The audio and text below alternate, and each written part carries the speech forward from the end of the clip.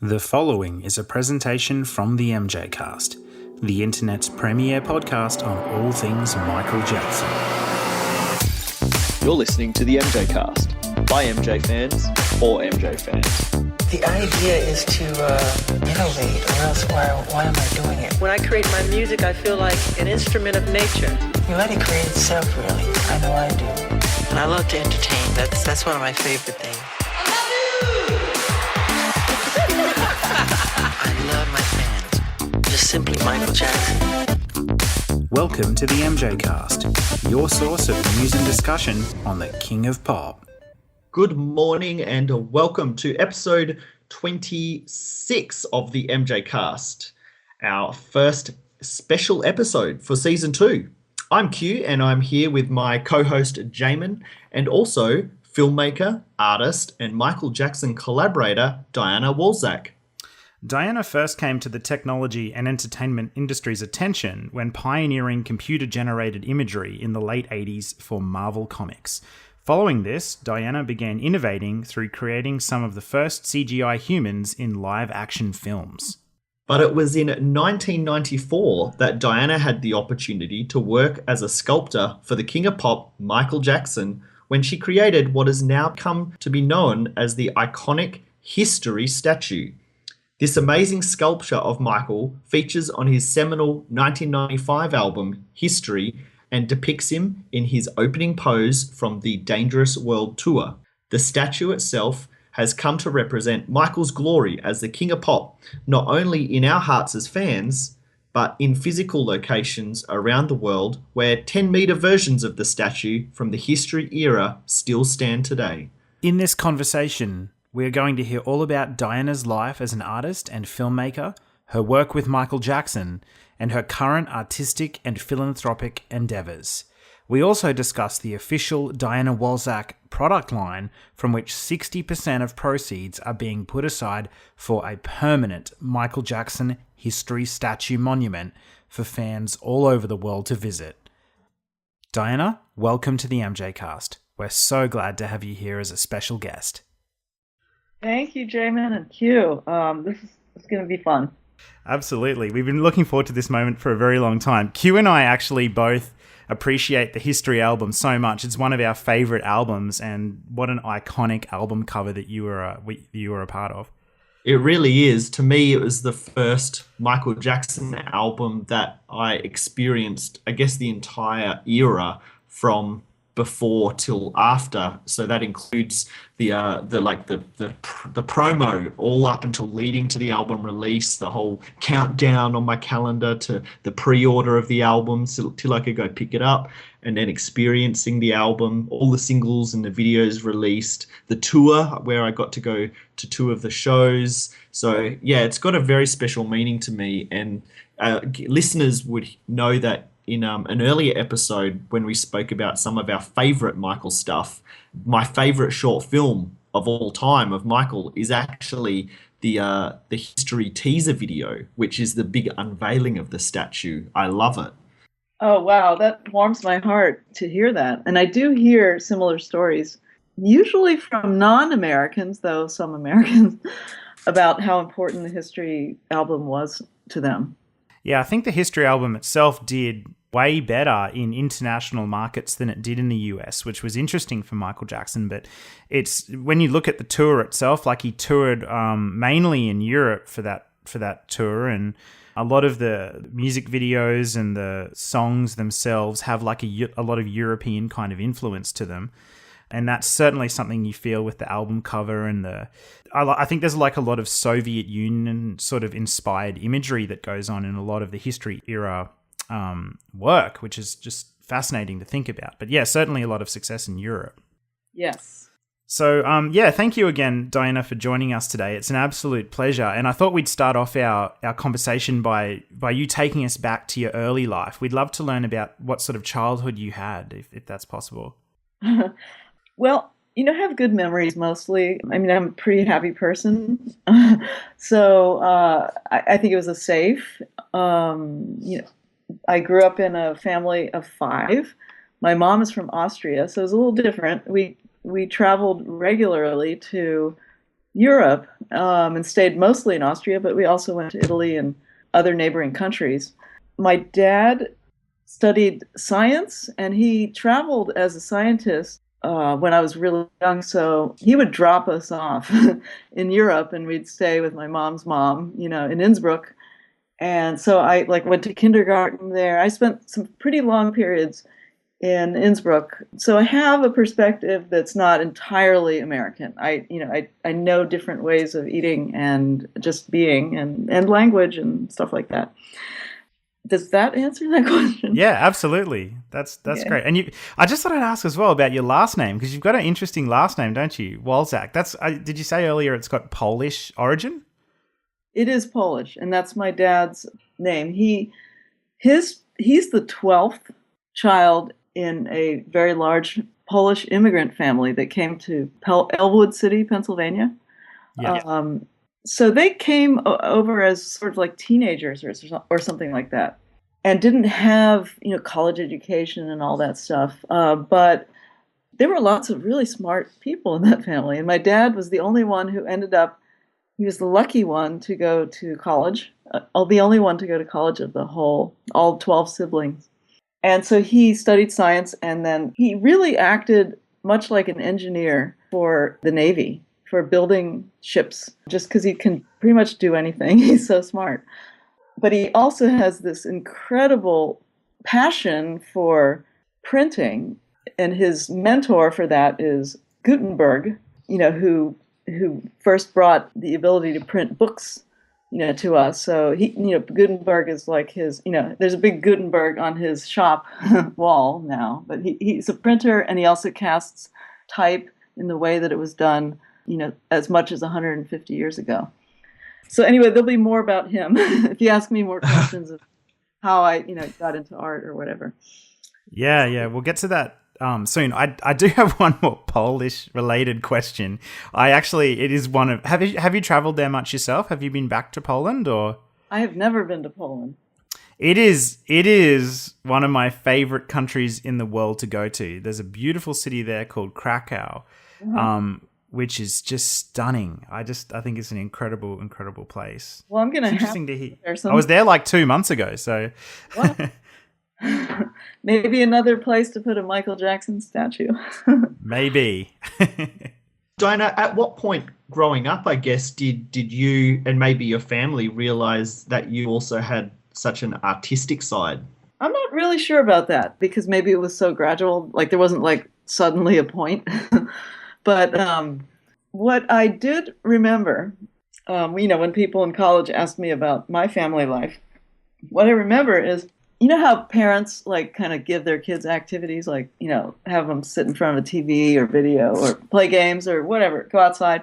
What my mom did for me a lot was she would just give me blank paper and a pencil, just sit me at the table. And I somehow I figured out how to draw on my own. I don't think anyone showed me how to do it. And if you work at something enough, you can just kind of learn it, And then I also worked a lot. As I mentioned, my dad had the print shop.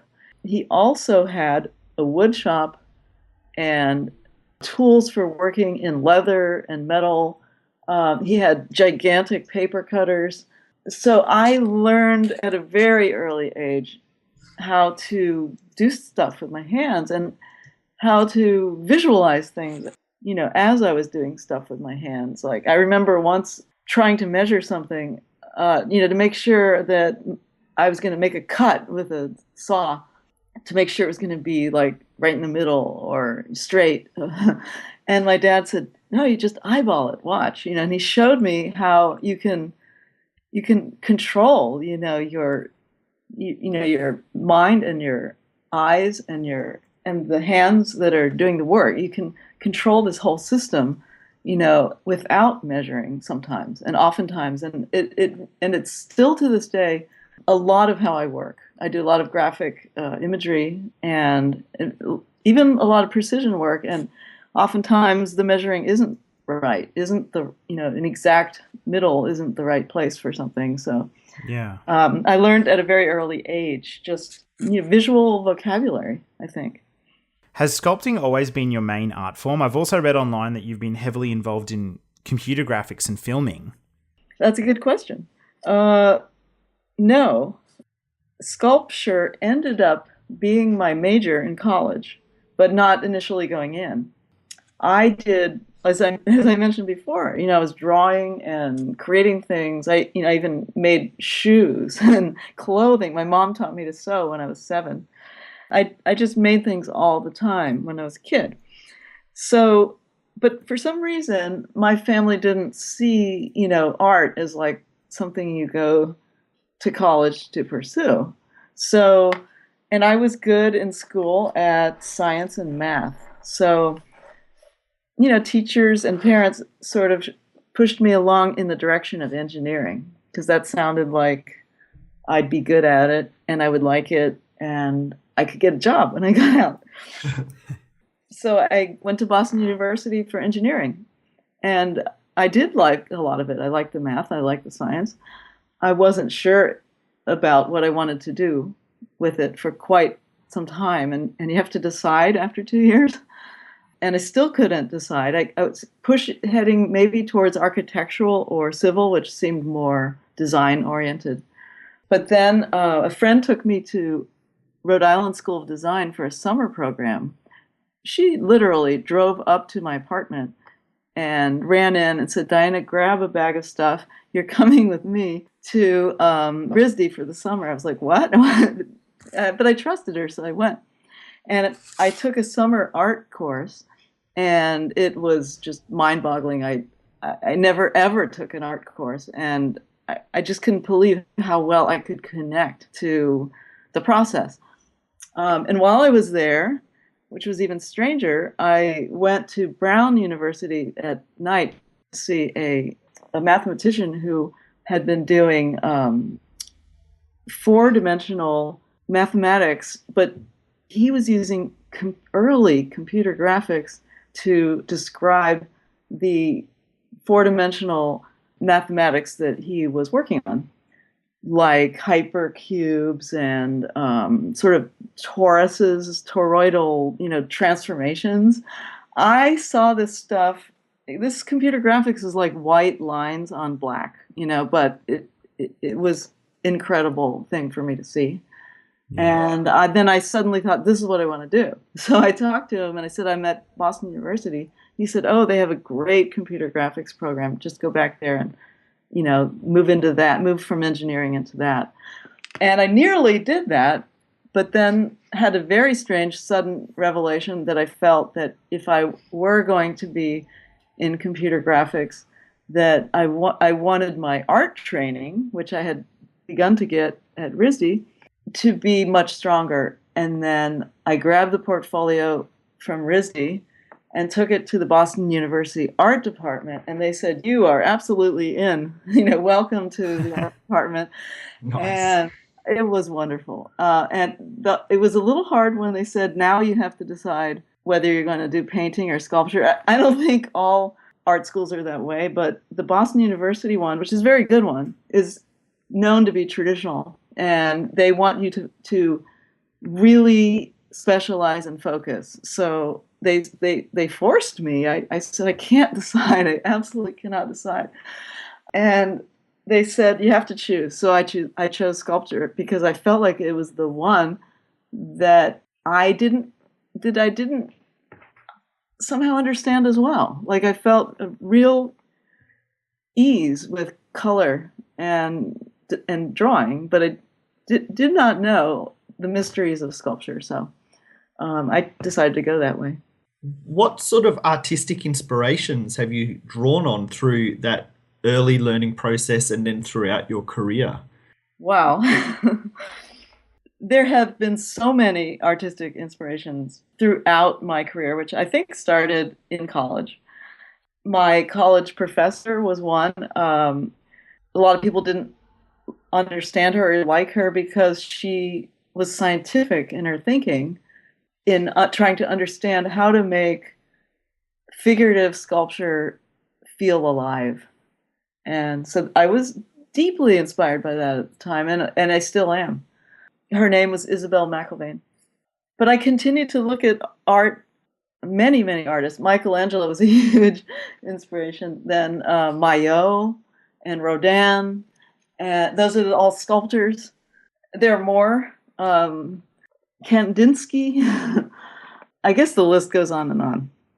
Yeah, it's fascinating because it sounds so far like, in your early career, you've got these two sort of angles that you're coming from. You've got the maths and science side of it, and then the artistic, creative side of it, and you're trying to balance those two things in your work.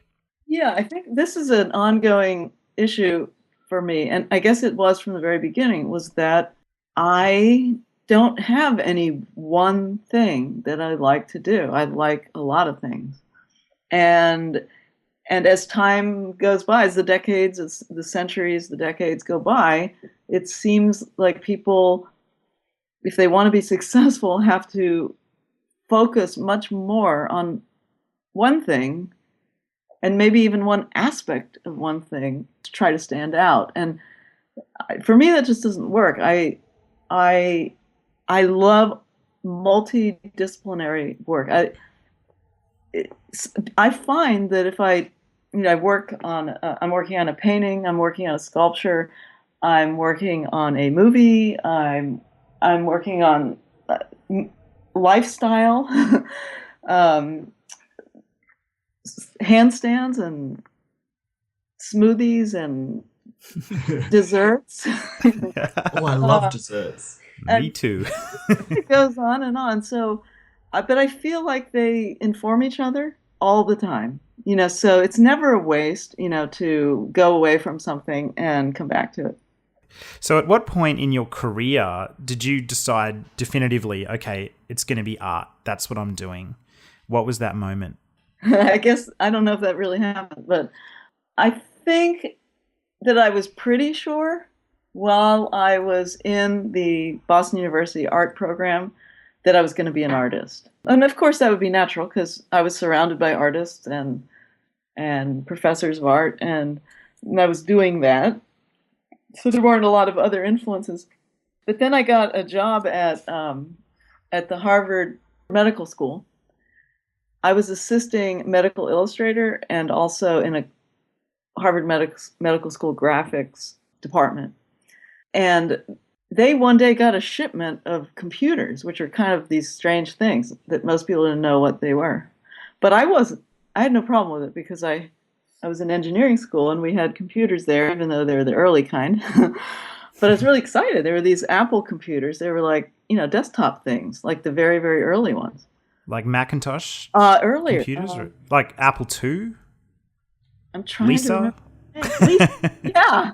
The Lisas. Oh, cool. I'm a huge Apple fan. So. And I was like, oh, this is cool, and I was opening them up, the boxes, and putting it all together, and I was like, I wonder if I can make imagery with this, and I did. I had ended up staying up late at night because it was really, in this Harvard Medical School graphics department. Eventually, they told my boss that I couldn't do that because they didn't know what I was doing there late at night. So that made me mad. I ended up leaving that job. But that kind of sparked something, that continued interest in the idea that, you could make imagery with using math, basically. So I ended up, after I graduated, I took a trip to a big computer graphics conference in San Francisco called SIGGRAPH. I think there were like 50,000 people there. I don't know if that's the exact number, but it's a lot. And that's where I met my husband, Jeff Kleiser, and he's been my partner for decades now. I also went to Hawaii to see my cousin who was a doctor there. But I ended up meeting up with Jeff again in New York, and we ended up getting together, more formally, maybe a year later.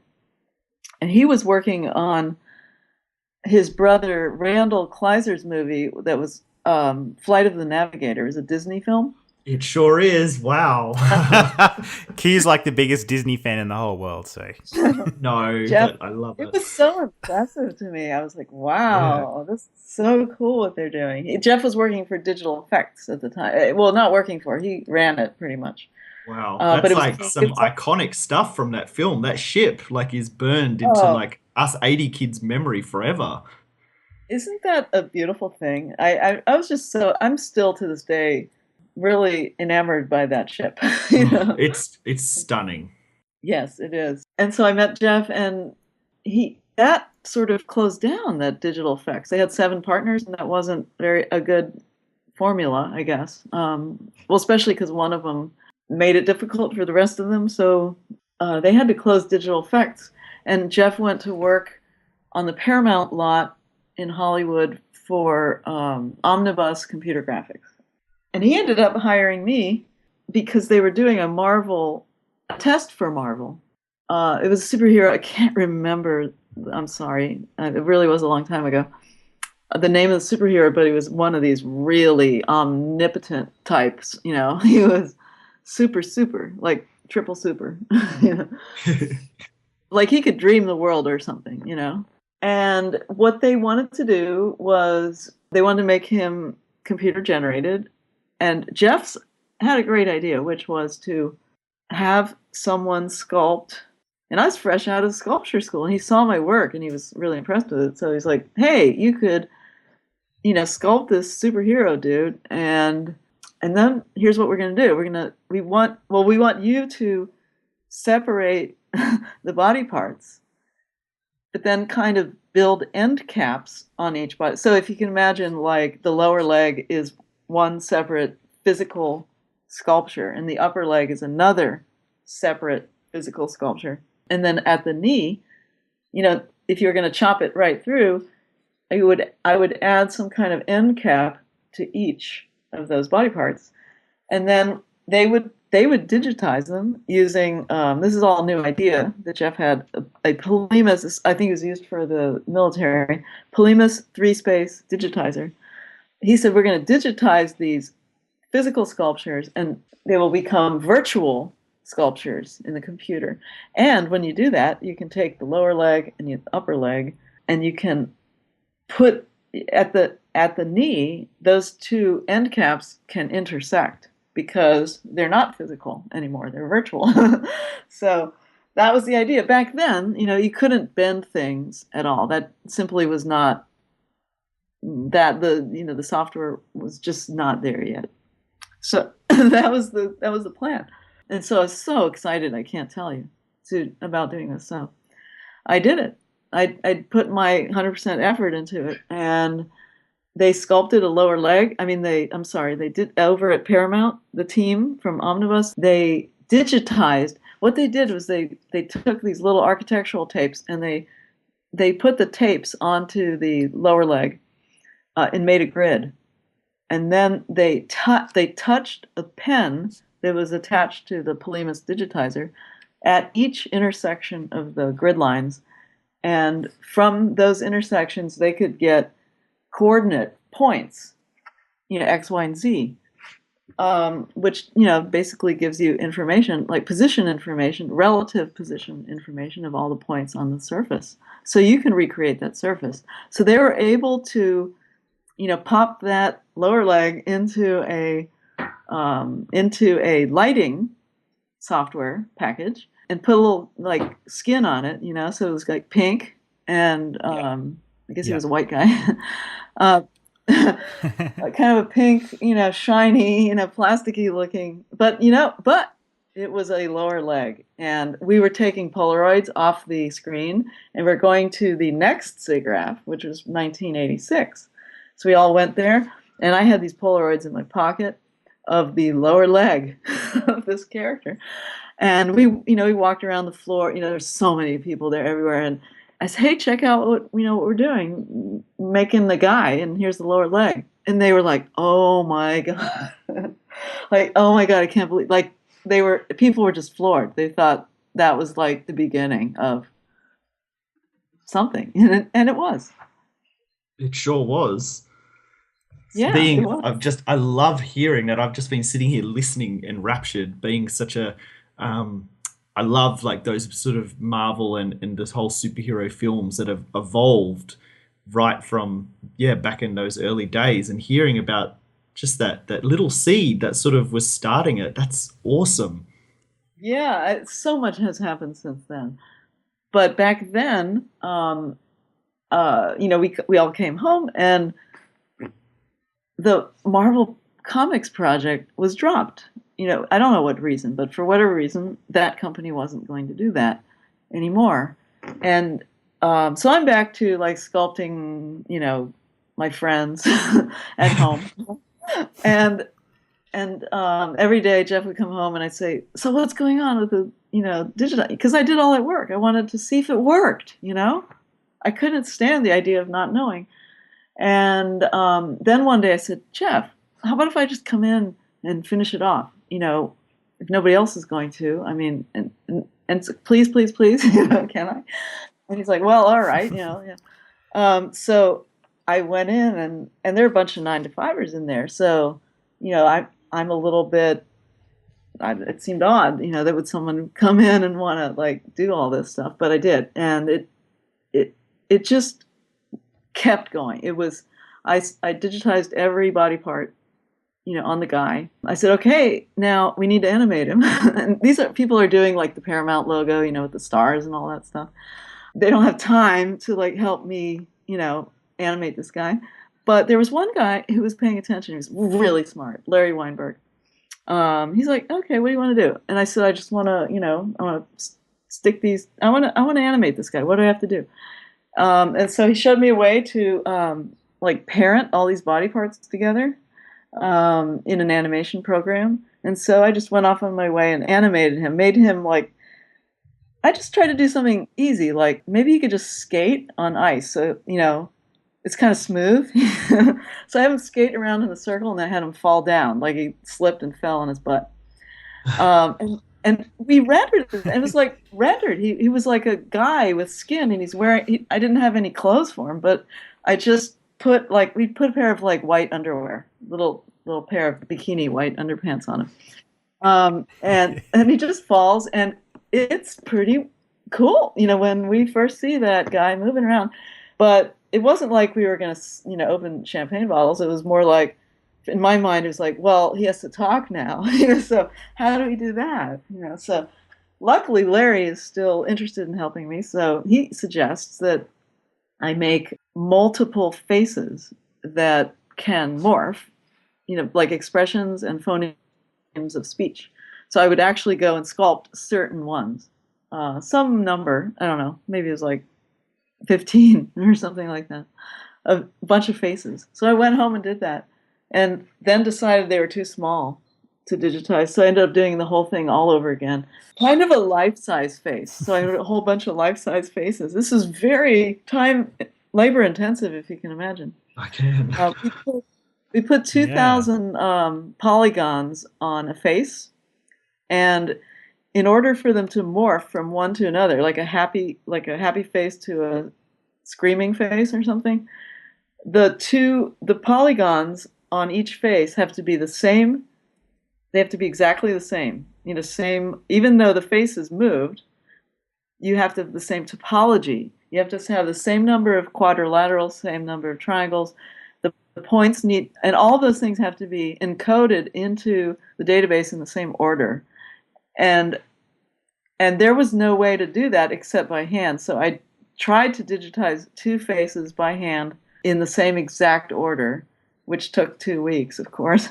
In the meantime, Larry wrote a program that would take the 2 faces and reorder them. So if you made any mistakes, it'd be in the same order. And that became the basis for all the talking and facial expression work that we did in the next few years.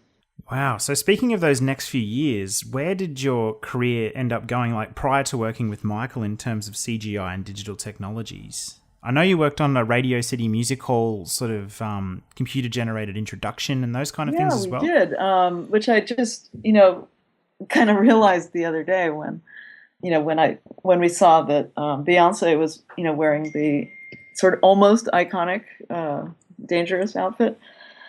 That was a great little tribute. Yeah, that somehow it all reminded me of the radios that we had done that opening. Wow. But that was actually our first job. That was our first paying job. I would say the first production job. We were building databases because Jeff had a Rolodex and I didn't. He was older than me. And he had a Rolodex, people in like post houses all over the world.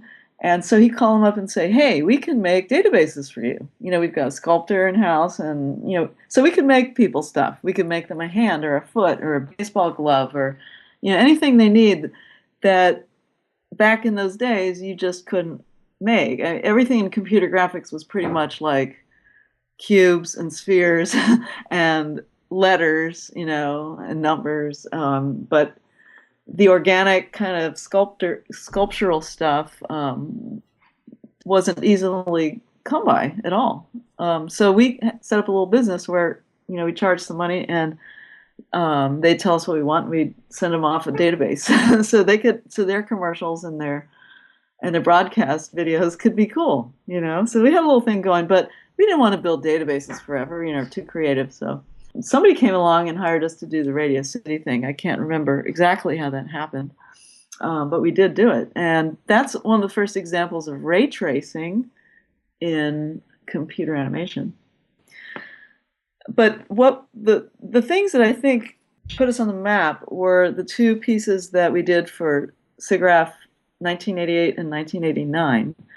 For 1988, we took that guy that I described, the one that was supposed to be for Marvel, and we made him into this guy called Nestor Sextone, and he's getting on a podium and he's doing a short speech for the Synthetic Actors Guild. We thought it was funny because we were at a party and we were telling some people we were trying to make synthetic actors, and they were like, "Oh my God, that's horrible! They're going to replace us," And we thought that's kind of ludicrous. That's not going to happen, So that seemed kind of funny to us, and at the same time, these people who we knew, friends Rocky Morton and Annabelle Jankel, these innovative commercial directors, had been doing Max Headroom, and Max Headroom was really popular right around that time, and everybody thought he was computer generated. Do you guys know what I'm talking about, Max Headroom? I sure do. I remember him. I don't. I'll admit, I don't. Jamin, you would probably recognize in Back to the Future 2, do you remember in Cafe 80s, and they had the sort of heads, Yes. talking heads on the ordering television sets? Those sort of talking heads were sort of based on, I think, the Max Headroom character. And Eminem does see. kind of a Max Headroom thing too. Yes, that's right. But anyway, what Rocky and Annabelle did, which was really clever, was they tried to create. Max Headroom was not computer generated at all. He was like a guy that was shot on video, like an actor, and they put like a rubber mask on the actor, and then they shot him in rubber hair too, I think. And they just shot him, and then they processed it. They took out frames and stuff. It was like jittery and stuff. So it's really clever, really funny. But everybody, if we would meet people and say, "Hey, we're building this computer generated guy," and they'd be like, "Oh, like Max Headroom?" No, like Max Headroom is not computer generated. That gave us the idea for Nestor Sextone, which is our character. And he's like I said, he's doing a speech for the Synthetic Actors Guild. And he's saying, some people have been going around putting on rubber masks, pretending to be synthetic. And this means, fewer jobs for you and me. So it was kind of a reversal where the computer generated guys are like worried about being replaced by real guys. So anyway, we did that, and it got some attention, and because it was the first human-like character at SIGGRAPH, I think. And then we went to Nicograph. We went to SIGGRAPH and Nicograph with our next project, which was a woman, and we ended up doing a music video, 3 minutes, very experimental. Like her arms pop off a few times. It was a bit too ambitious, maybe. We couldn't even see the final footage, until it was like put in the cans, and the cans were jumping on a plane to get, to the judges. like that. But still, it got attention again. And from then on, we were able to get pretty big projects from people made pretty big assumptions. Like we got hired to do 12 minutes of cosmic phenomena for PBS series called The Astronomers, just because we could do a 3 minutes of a computer-generated woman singing and dancing, which is not like it, But the producer, Michael Van Himbergen, was so impressed by that he said, if you can do that, you can do anything. So we ended up, that was our first, I guess, 6-figure job or something, the PBS series. It's interesting you spoke earlier about the at Radio City Music Hall intro. I know that a lot of Michael Jackson fans have actually seen that, and they might not know they've even seen it because it's actually on one of his DVDs that he put out. If you've seen if you've seen the Dangerous Short Films DVD, there's the Super Bowl performance in that, and at the very start of that performance, they've got it's sorry, a small Diana? World, we're always finding new connections. Yeah, that's exactly right. And they've got I never attributed that to you at all. And I just watched it and thought, oh, that's cool. James Earl Jones is talking and then Michael's coming on and that looks really cool how it's zooming into the doors. And it's only recently that I realized that you were involved in that. Yeah, it's only recently that I was too, but we definitely were. I just forgot. Yeah. We also worked on for a major thing for Radio City Music Hall starting in about 2001. Quite a few years later, we did I don't know, if you've ever been there, there's a stereoscopic opening. It's now it's maybe 3 minutes long. The Santa kind of flying through New York on his sleigh, and that's all computer generated. It's stereoscopic 70 millimeter projection. So we came back around and actually literally worked for Radio City Music Hall. It's funny how life works in these big circles sometimes. It is. It's great. I love it. Thanks for that incredible masterclass and sharing the detail of your history. Yes. We think it's really important to acknowledge people's histories and how they learnt something that got them to where we're going to talk about in the later part of the episode. And it's sort of just for us and for the listeners, it puts everything into a really proper context and perspective. So thanks so much for the detail that you've shared. It's awesome. So moving on towards that Michael era, before working with Michael, what was your awareness of him and of his music? That's kind of interesting because I guess I didn't say everything about it goes back to the very first question. My family, the one thing that we didn't get in our family, it was sort of insulated a little bit. So, did all this cool stuff, lots of drawing and music lessons and all this stuff, but not any pop culture. So I'm still very weak in that area, honestly. But so classical music was the music of our house. It was played all the time. And at 7, I started my lessons. And my sister, probably around the same time when she got to be my age, violin, I learned piano. I played 10 years of lessons in classical piano. And then my brother as well did cello and piano, and he's a composer. My sister, both my siblings are musicians. And I'm happy to go see, I'm going to go see them in California in exactly 1 week. Yay. I'm very excited about that. And remind me, there's a little story about my brother and me seeing Michael 4 years before I did the project. But when I'm pretty sure I was 8 years old. That's going to date me for sure.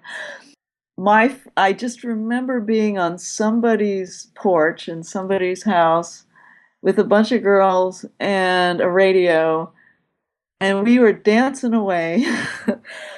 For me, it was like a new experience. The song, you can probably guess what the song was, right?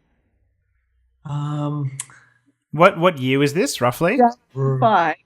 75. So mid-70s, so we're in... It's too early for Dancing Machine. Yeah. I don't know what the exact year was, but the song was ABC. ABC. Oh, classic.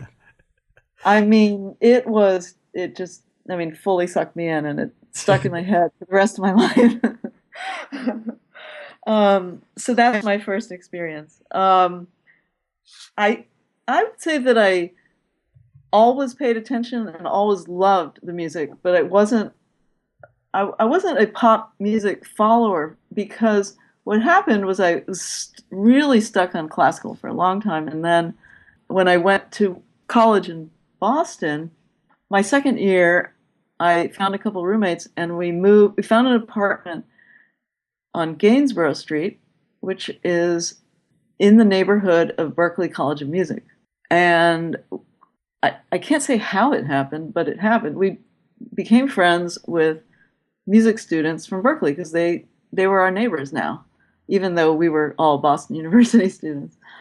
And many of them were jazz musicians. And this is something I didn't know about either.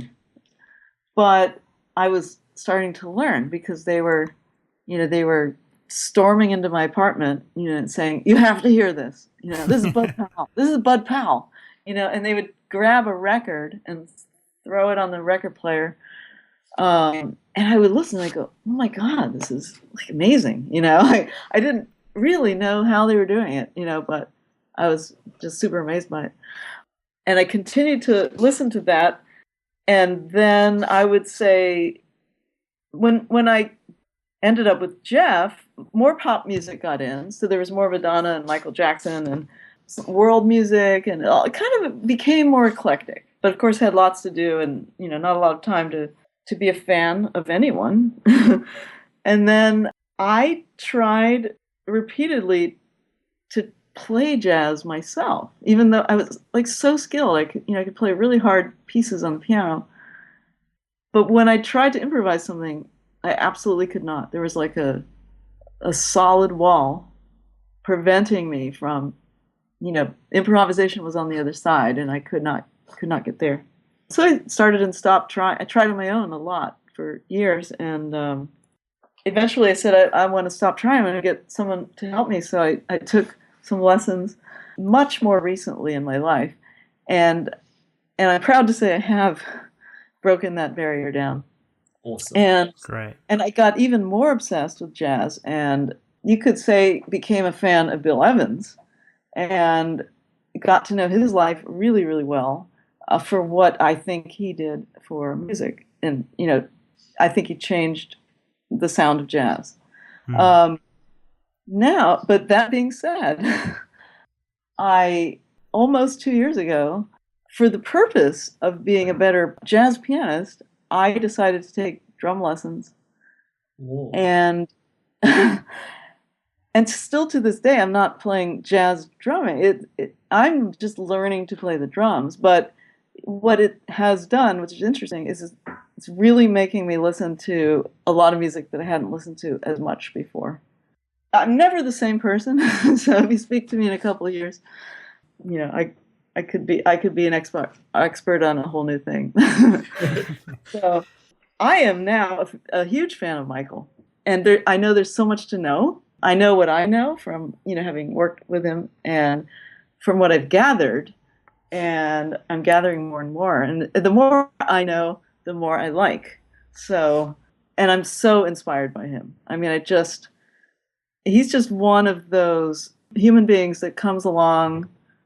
That's at least the result of it. He's one of those human beings that comes along once in a while. An Einstein, and a Leonardo, and a Michael Jackson, and Michelangelo, and Bill Evans. They're very, very Louis Armstrong. I got to throw in him, but they're very rare, and he's one of them. So I'm just super, super inspired by him. One of my favorite quotes from him, because he himself, would probably say, and like most artists, I think, is that it's really about the work, not like they got some kind of special gift. The special gift is probably the desire to work, or the inspiration, the motivation, the curiosity, those kind of things are what makes a genius. Not so much that they just woke up that way, Michael said, I'm really very self-confident when it comes to my work. When I take on a project, I believe in it 100%. I really put my soul into it. I die for it. That's how I am. And, I feel like I can relate to that. I don't feel like I have reached it. Those words are, they're, I don't know, they resonate. They're in my brain all the time. And I want to work towards that degree of, caring about a project. Wow.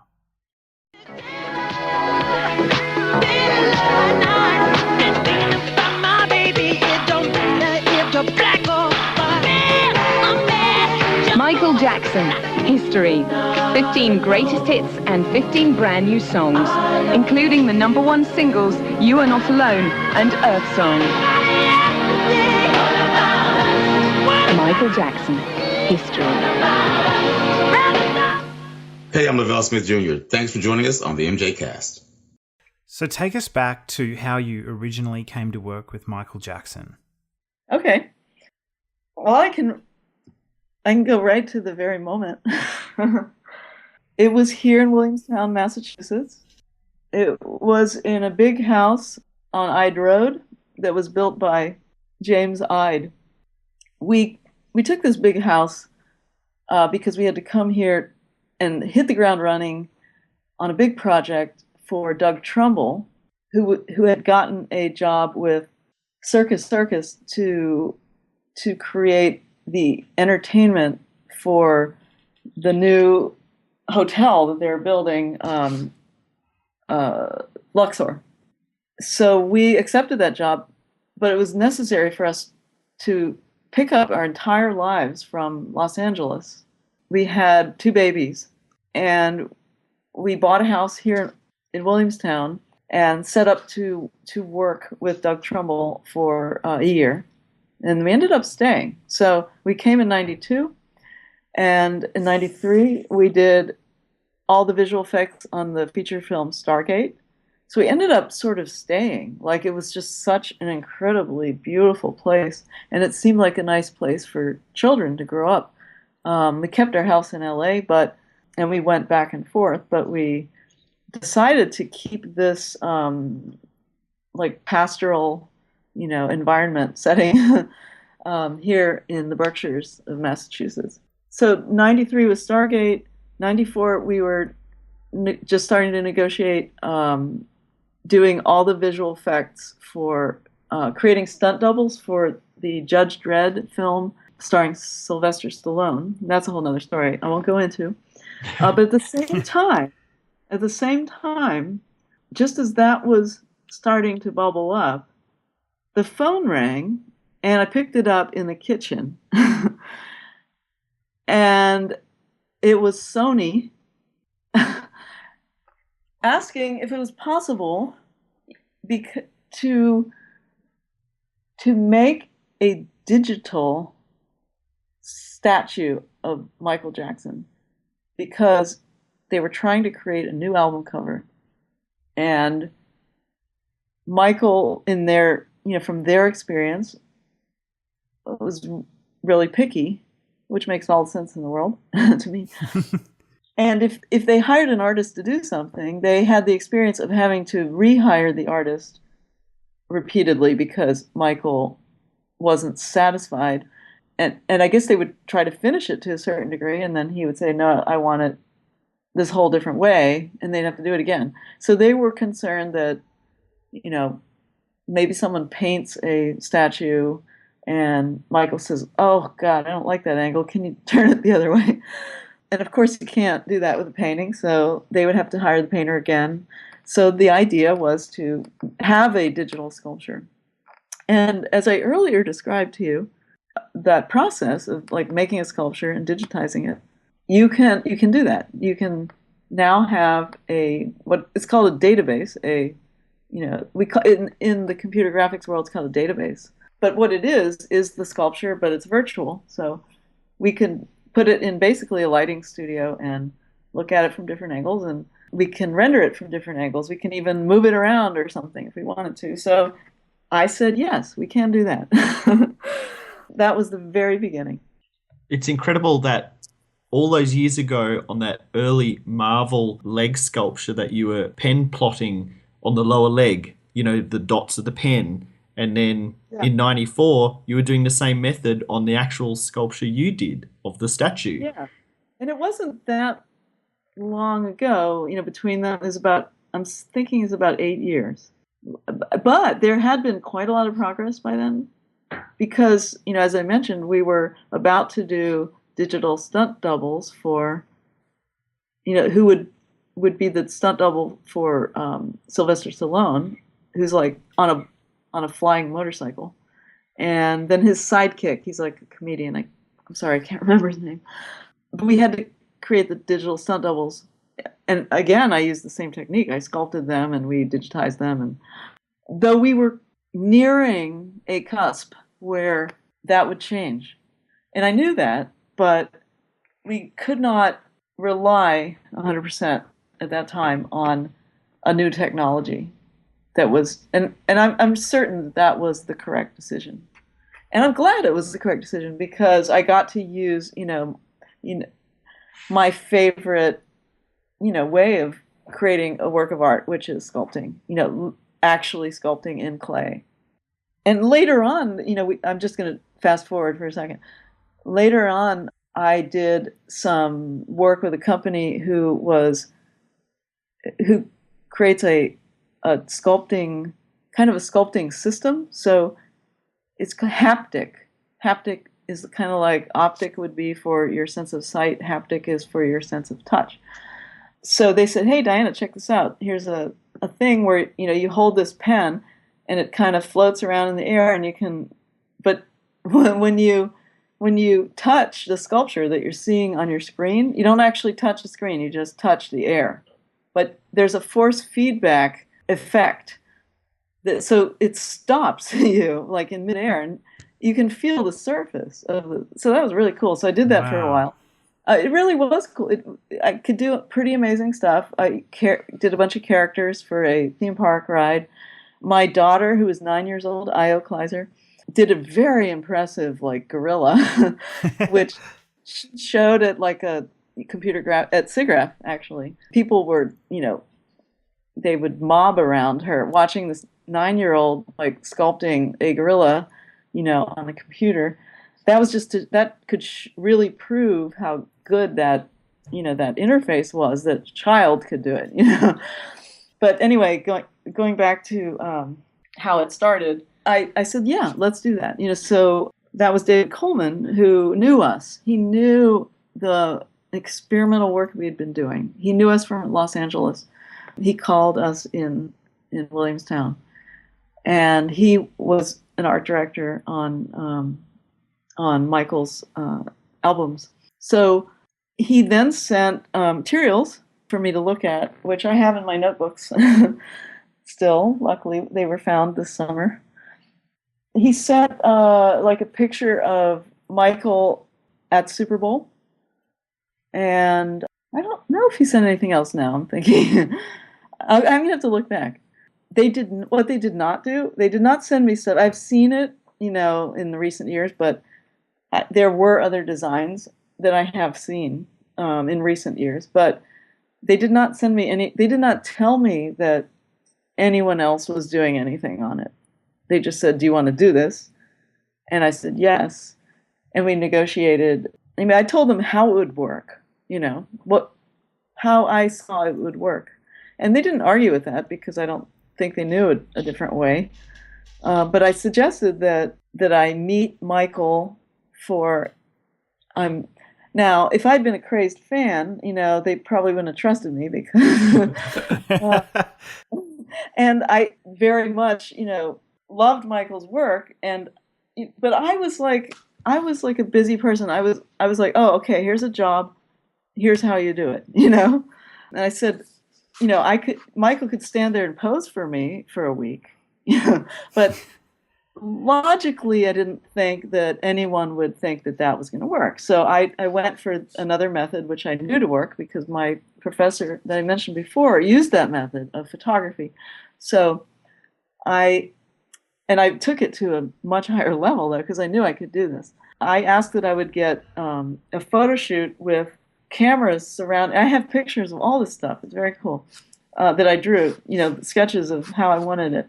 I wanted 8 cameras, like high format cameras, around Michael, and that equidistant around Michael that would be simultaneously shuttered. So I would have reference of Michael frozen in time from those 8 angles, and that would be sufficient for me to build a sculpture quickly, because Sony told me they were in a huge hurry. So I put 1 week for sculpting into the schedule initially, which really is crazy. If you're to create a 48-inch clay sculpture in 1 week is really, really fast. It's such an important one, but I had confidence that I could do something really good, actually. I had a lot of confidence. And it ended up taking longer.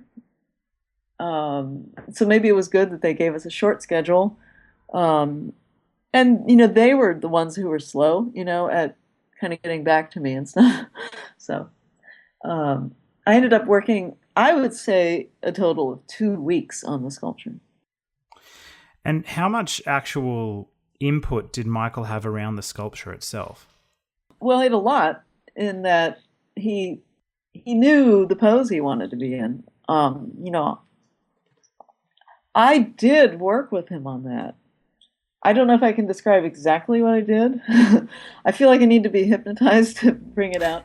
Yeah. But I do remember, I don't know if grabbing is the right word, but taking his hands and, placing, just trying to get the composition and or practical aspects to work, So, well, that's when I'm there, right? Yeah. I have lots of in my notebooks. It seems I've got it seems like I have my train ticket. It ended up being in New York because Michael was there and I was near, so Sony arranged it. And I had asked for him to not have makeup because I felt that would be distracting, in the references for me. I just wanted to see, you know what I mean, how makeup can change the way things look. And I arrived there and he wasn't there. I think I was supposed to get there early, now that I look back at the notes. Nancy McDonald was there. There were tables and tables of food. There's a big white space to do the shooting. We waited for Michael.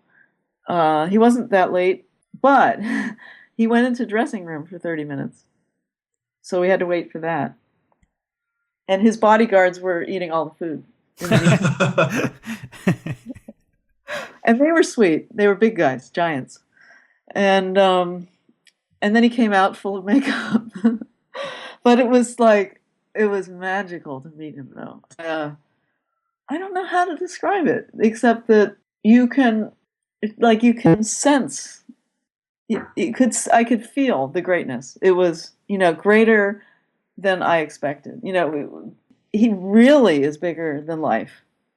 Even though he's not really that big or anything, but he just exuded magnificence. I'll just never forget that. And what was he like to interact with as an actual person? Was he, funny and polite? And what was he like to talk to? Yeah, he was sweet and very polite and kind of really soft-spoken, as you probably know. We talked quite a bit, and so I do need this hypnotist to get some of that conversation back. But he asked me about a sculptor that I didn't know, and I don't remember the name of, so that's not good. I'll have to keep trying. I mean, maybe somebody knows. He was asking me about some sculptor that he liked and that he wondered if I knew about, and I didn't, and so that was too bad. But he did ask me about that.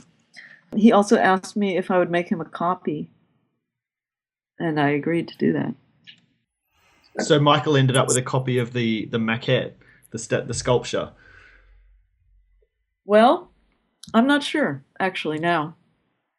It was definitely my intention, but when Sony asked for a copy to be sent for a production, which is the video that you love, I told them that I would be sending them Michael's copy because I had promised him a copy. So I'm not 100% sure what has happened to it, but I do know that unfortunately it was cast by some guy in a production facility in Los Angeles when they received it.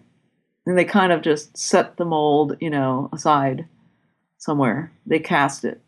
And then they did some kind of process, which I'm not familiar with, to make that 10-foot version. They did some kind of copying process using my cast to make a 10-foot. Mine was 48 inches, which is 4 feet. They wanted to make a 10-foot version for the video, which they did. And that's probably the best of all copies out there, though even that doesn't really meet my personal approval. I mean, we can go into more of that later, but I guess the project, like from that first sort of photography session to the actual casting of the models and then maybe the digitizing of it, how long was that whole sort of project, that process? Longer than we scheduled. We originally scheduled, I think, 6 or 7 weeks, but I have to look at my notebook. I was pregnant. You probably know that. Yep. With Jackson, my youngest. So what happened? Okay. So I sculpted, right, for a week, and I made some video tapes, and you can see some of that. Like, I don't know if you've ever seen that. Looks like ancient footage of me sculpting Michael. I don't know if you've seen that. I have it on YouTube. Yeah, have you seen that? I've watched that. Yes. Yeah, it's got this kind of Stanley Clark soundtrack on it or something. Okay, so I'm sculpting for a week. I'm sculpting like day and night. I'm sculpting the entire time, right? Maybe I came out to eat. Babysitters brought my kids in. Jackson was in me. So Jackson was there all along. Roman and Io were like, I would say 2 and 4. And the babysitter would bring him in. It's a cute story. Maybe you heard it. But once they could see it taking shape, you know how Michael has a ponytail on the sculpture?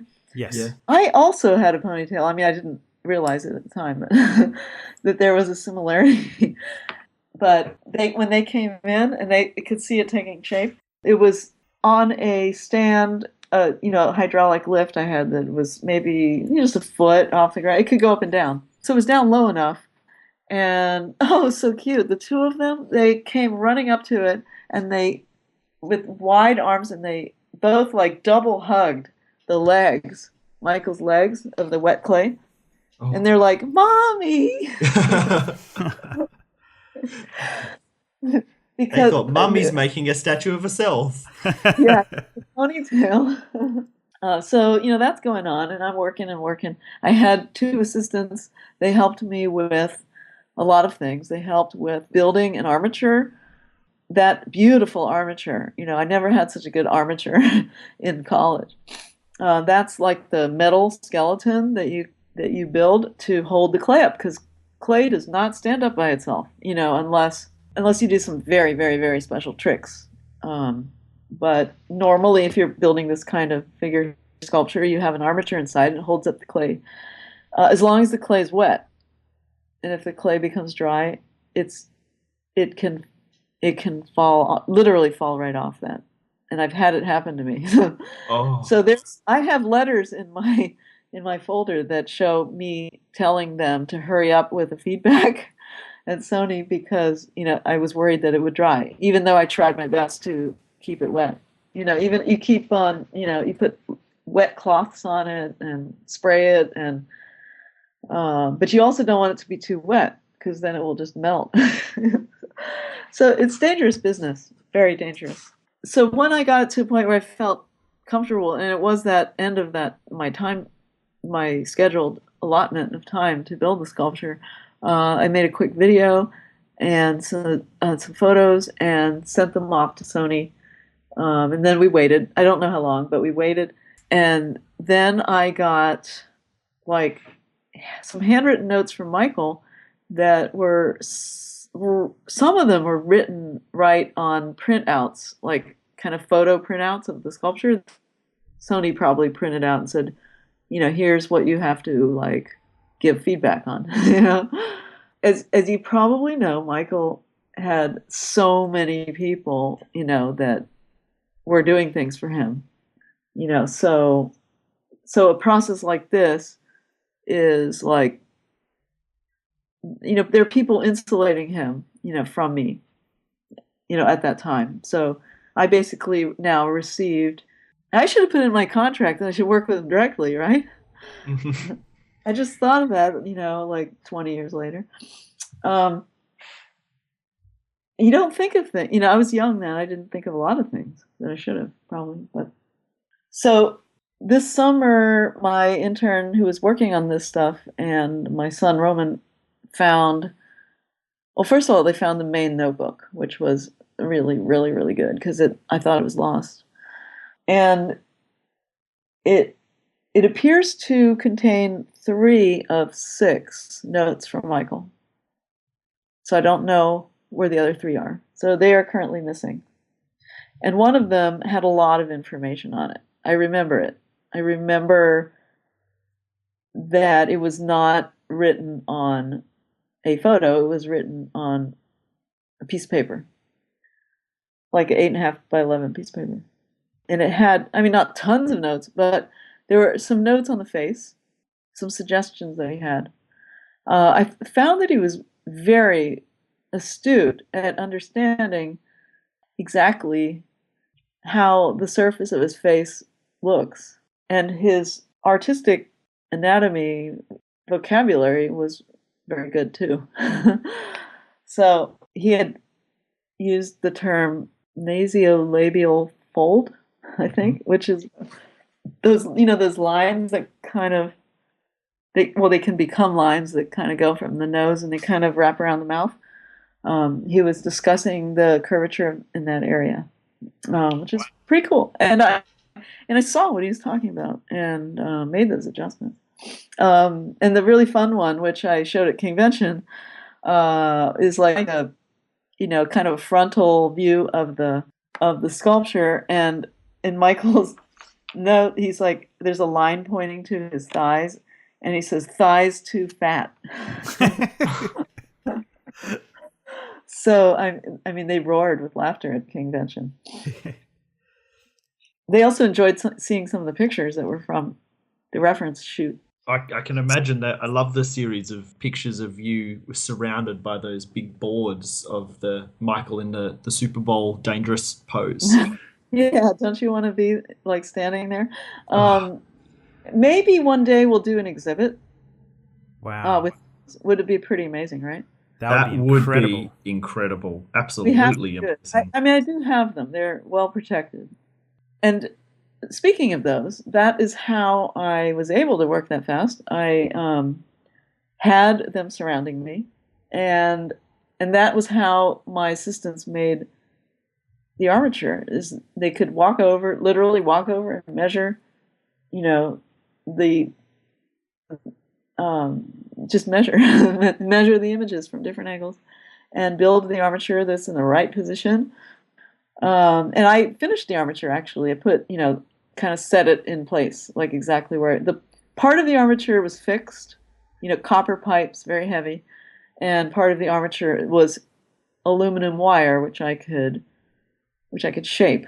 So I did kind of the final part on the armature, and the other thing that those guys did, Billy and Dan, was I asked them to manufacture out of clay those, gosh, I don't even know what they're called, those little things on on the kind of strap, the metal, gold metal pieces. Oh, like the bullet chain things he's got around his chest? Well, do you mean that? Or the belt? Are they bullets? I don't know. I always interpreted them to be some kind of military equipment. I don't I'm not really sure. I guess we should research this, but yeah. Whatever it is, there are a lot of them. They go, there's like 3, straps around the front and they go over the back. And so there's like a whole, I didn't even count them. Maybe I should count them, huh? There's a whole bunch of those. And I knew that would take so much can you imagine? So much of my time. So those guys are like sitting in the corner making those. And they also made the police badge. Oh, yeah. To a degree, I kind of finalized that a little bit. And they also made the belt elements for the belt. And, I placed everything on. And that was super helpful. And it was really fun to put that stuff on, because it like dressed it up, a lot. It was really, that was a nice moment when we got to put all that stuff on. What were those pieces made from? You mean in real life or? Yeah, like when you added them to the sculpture, were they actually clay as well? Yeah, they're wet clay as well. Okay. Yeah, so the whole thing was wet clay when it was finished, and we did video, for approval. So the second video went over and was approved. So once it was approved, and that's, I don't know, I can look at my documents, there are a lot of them, to see if there was something other than it's just approved. I don't remember, but it was approved. So that meant we could go on and cast the sculpture so it would be in a material that's permanent. Just for the non sort of artistic people, including myself, can you talk to us about the difference between the clay sculpture and then what you're saying is a cast, more permanent material? Yeah. The clay sculpture, the clay that I work in is water-based clay. I can't really describe why it's great, but it's the same stuff that you could dig up, in a stream bed. And it just responds beautifully to your hands and to tools. And what's great also about it is that it dries gradually, while you're working. So, it makes sense. Like while you're doing big ideas, blocking out large shapes, you want it to be more wet. I don't mean sloppy wet, but, softer, so you can make big changes. And then as you're doing that, as time goes by, your tools are getting smaller, and you're more sure and confident about, the position of everything. The clay is getting harder, and that's perfect because now you want it to be harder. You don't want it to be all squishy because you're using smaller tools and you're making smaller changes. So it's just a beautiful medium in which to work. Sometimes people work in another kind of clay which doesn't dry at all. It's called plasticine. It's kind of very popular. It's kind of oily and smelly. You may have played with it as a child. Yep. It never ever dries. It always smells bad. It works very well. It's just I wanted to use the best material though for the sculpting process, and that was water-based clay. So it starts out squishy and wet, and then it dries, but it's on an armature, so it can't be the final material. And the reason that is as it dries on the armature, it will crack. It'll just crack and crumble up and break into nothing. So you can't just sit there and let it dry. You have to keep it wet until you're ready to cast it. And casting is where you make a mold. You surround it by materials. And in this case, it was a silicone mold surrounded by I think it was plaster. It might have been hydrocal, which is like plaster but much harder. And this was done by the technicians while I was giving birth to Jackson. So the timing worked out exceptionally well because that was a pretty long process. That was days where they had to do the casting. So, and I don't mind doing it, but it's not the best part of the process. So somebody else can do it. I hope your labor wasn't for days. Yeah, that's what I was thinking. The birth or the casting? No, but I was out. it was wonderful. It's wonderful here because the hospital is so much smaller than Los Angeles, where Io and Roman were born. I was just there a day for each, and here I stayed 3 days. It was, the nurses were always coming. There were 20 of them, and they were always helping me. And there's only one other baby, so there's no mix-up possible, really. So 3 days I really got to relax and recover. And when I got home, the cast was ready. So I took one of the casts and I put it on my bed, and I put the two Jacksons. One is a sculpture, and one was my baby. I put them both on the bed, and one of them slept most of the time. The other one, I put, remember I mentioned these architectural tapes? They're very, very skinny tapes. Yes. I taped the grid lines all over that surface and for the big parts of the grid. And then I got a little kind of a permanent marker, very narrow one, and drew in the finer grid elements everywhere, all over. I don't even know how many polygons it was, but it was maybe 10,000. Wow. It took me about 2 weeks on the bed with Michael and Jackson. And then we shipped it off to Los Angeles, where we're not using the same Polymus 3-space digitizer. We now are using FarrowArm, which we recently found. So now I have that for the museum exhibit someday. It was at the time a new way to digitize. It was not. It didn't use a magnetic signal. It uses the relation of the angles of the segments of this arm. So it's like an arm with an aluminum arm with 3 segments. And they're like a pen on the end. Kind of like the sculpting tool I mentioned to you earlier, which was a later product, even later product. But this is back in 94. So you can pick up that pen, and these 3 segments, it's long, like kind of as long as an arm, like a basketball player's arm, but it has 3 segments instead of 2. But the arm just kind of follows you, and whenever you place the pen, a calculation is made with just because of the relative positions of those arms. Coordinate mesh, a coordinate grid is built up from the position of the pen, just in the same way. But that's what we did with Michael, and it was digitized in Los Angeles by Santo Ragno, who eventually ended up working for Warner Records. And he also does a lot of really fabulous stuff with kids in Los Angeles. He and his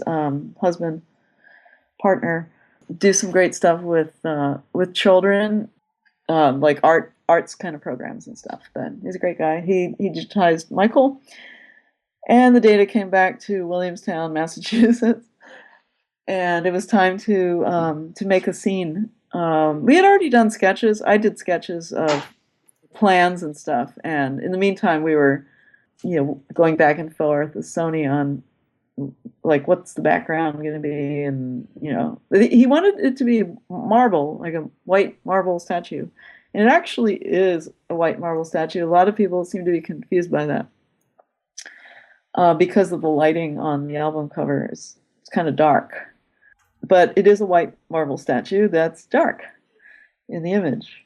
So I do have some early renderings that do show it to very much look like a white marble statue because it's lit from above or something. But we scrapped that idea and we decided to have it be kind of at sunset with a dramatic red sky and lights that are lighting it up from below. I got the sky from a photographer in the Berkshires named Dan McCoy. It's just a beautiful image that Sony agreed to use.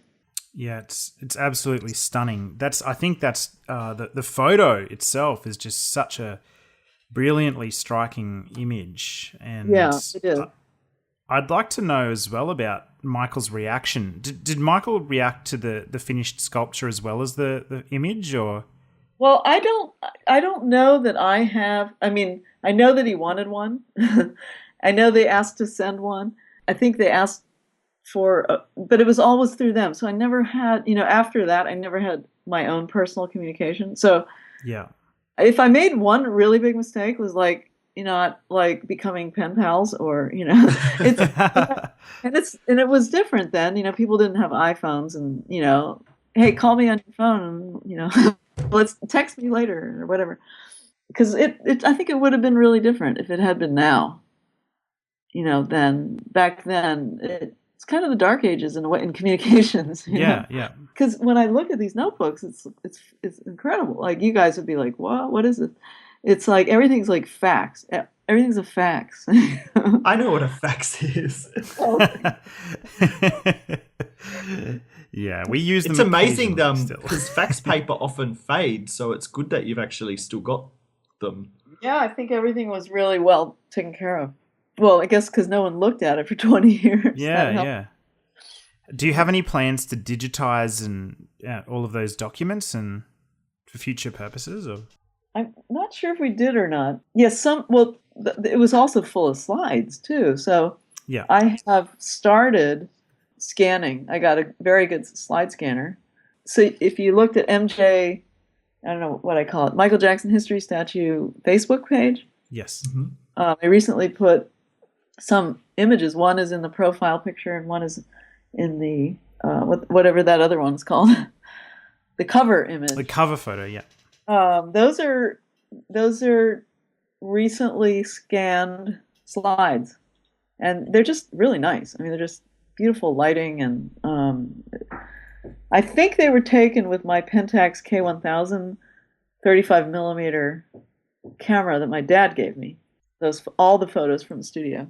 I'm just going to the page now to refresh my memory. I've seen them before, but that's right, yeah. So the one in the cover photos, it's a rear shot, isn't it, of the ponytail? Yeah, I mean, how often do Stunning. people see the backside of these things? Of the original. I mean, this is the original. This is not, those copies that they put up everywhere. It's so the ones that I'm just looking now at the image of you. I think you're touching his lower back. That's the main profile picture. You can really tell when looking at the sculpture that how much more detail there is in that than the big, 10-meter versions that were produced later for the promotional purposes. Yeah, I mean, I don't really want to badmouth things, but they're just not that good. I'm very honored that, and flattered or whatever, that my statue was copied. I'm not very happy that it, was copied in this way. I was not aware that they were doing it. It was like some big campaign. I wouldn't blame Michael. I cannot imagine for a second that he had much to do with it, except, he might have said that he wanted, large copies of it. I do believe he would have said that. But that would be the extent of it, He would say that to somebody, and then all these people who all want to feel really important, make a bunch of decisions, and not one person thinks of, contacting the original sculptor, Yeah. I could have supervised these things, but maybe they thought, oh, that would be too expensive. We'd have to pay her. You have to travel on airplanes and stuff. I mean, I don't know what they were thinking, but maybe they thought, oh, somebody can copy this, but maybe they didn't realize, the value of actual sculpture versus, just copies. These are technicians that are making those. They're not, maybe they're sculptors, but they didn't nail it at all in any of them. I look forward to someday being able to, I'd like to say finish, I probably wouldn't change it, but I'd like to have the opportunity to, now 20 years later, be able to refine it to the best degree that I can, knowing more about Michael, and how I think he might have wanted it. That is my dream. That would be incredible. Just in reference to those sort of promotional statues, I guess it might have been based on yours, but then when they have to scale it up, if you were to actually really scale up something, you would probably need to change the scale of some parts of the, I guess, anatomy, really. Like, I'm thinking if you're scaling a statue up that big, if you're standing at the bottom of it, the head might appear smaller unless you sort of scaled it. Would that be correct? You are very much correct. And I don't fully, because I don't do this all the time, I don't fully, I believe that is very much true. But I don't know always what you would have to do. And so my plan for when I do a large blow up is I'm going to work virtually. I'm going to go into a virtual reality environment, like with a, what are they called? The virtual reality goggles? The Oculus Rift? Yeah, like Oculus or something. And, build the model while looking at it that way. Wow. So I could be my size, or I could be 6 feet, I could be whatever size, different size people, milling around underneath. I could be in an airplane flying by. I could check it out from any angle and then make some decisions as to, some of those kind of changes that you mentioned. And make sure it looks like Michael, and make sure it's a monumental depiction of him. I can tell you what, if that was ever created and made into a physical thing that fans could visit, it would, in my opinion, that would absolutely become a site of almost pilgrimage for fans around the world to go and visit. Absolutely. I think a destination. One of my favorite locations is Gary, Indiana, because it's Michael's birthplace, and because the area needs something uplifting. And I think there's a close enough, huge airport, so that international visitors can come. It doesn't have to be the only place, but maybe it is, at least to start with. Europe can be really good. Australia? Yes, please. I'll take one here in Perth, please. I've got a backyard it could go in. Yeah, it's a process. It's lots of people are going to have to approve it, but if the money's behind it, and it doesn't take me long to put my vision in a package. I think I could do it. I'd like to see a performing arts venue, and even if it's just outdoor, and museum and store and coffee shop. And I think of it as nonprofit for me now, but I don't really know. It depends on who helps to pay for it and stuff like that. But it is my dream. It's a growing part of my life. To continue this journey to resolve. And it's not because I would want to take advantage of the fact that Michael is no longer with us. Every day I think about, I wish he were here, I really feel like it would be so much better. I think the world would be a better place, and I feel like we would have reconnected. I really do. I think we would have reconnected, because I may be the only sculptor whose work he approved. I don't know if you guys know of anything else, but I can't really think of any other. I know there are other sculptures, but I think they might have been made after. Yes. Yeah. There's certainly lots of sort of like wax sculptures that are at Madame Tussauds and places like that, but I don't know if they were directly approved by Michael or not. I doubt they would have been. The original ones were back in the 80s and 90s, I think. Yeah. Not. And that's a different kind of thing in a way, because the intention is to create, kind of a visually realistic, photorealistic effect. Yeah. That can be art, certainly. I'm not saying it's not, but I don't know if it's really in the sculpture category. I don't know if that's, you know what I mean? The art sculpture category. jumping back just a little bit, is the original image the portrait-shaped shot with the tiny little people walking about around the giant building base of the statue and then the statue on top?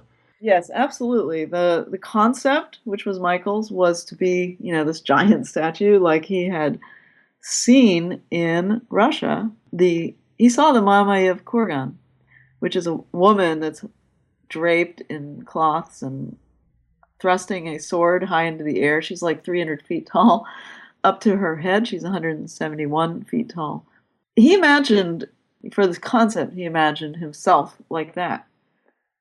And so in order to do that, you have to have some super tiny people. You have to have some kind of scale reference. And that was the concept.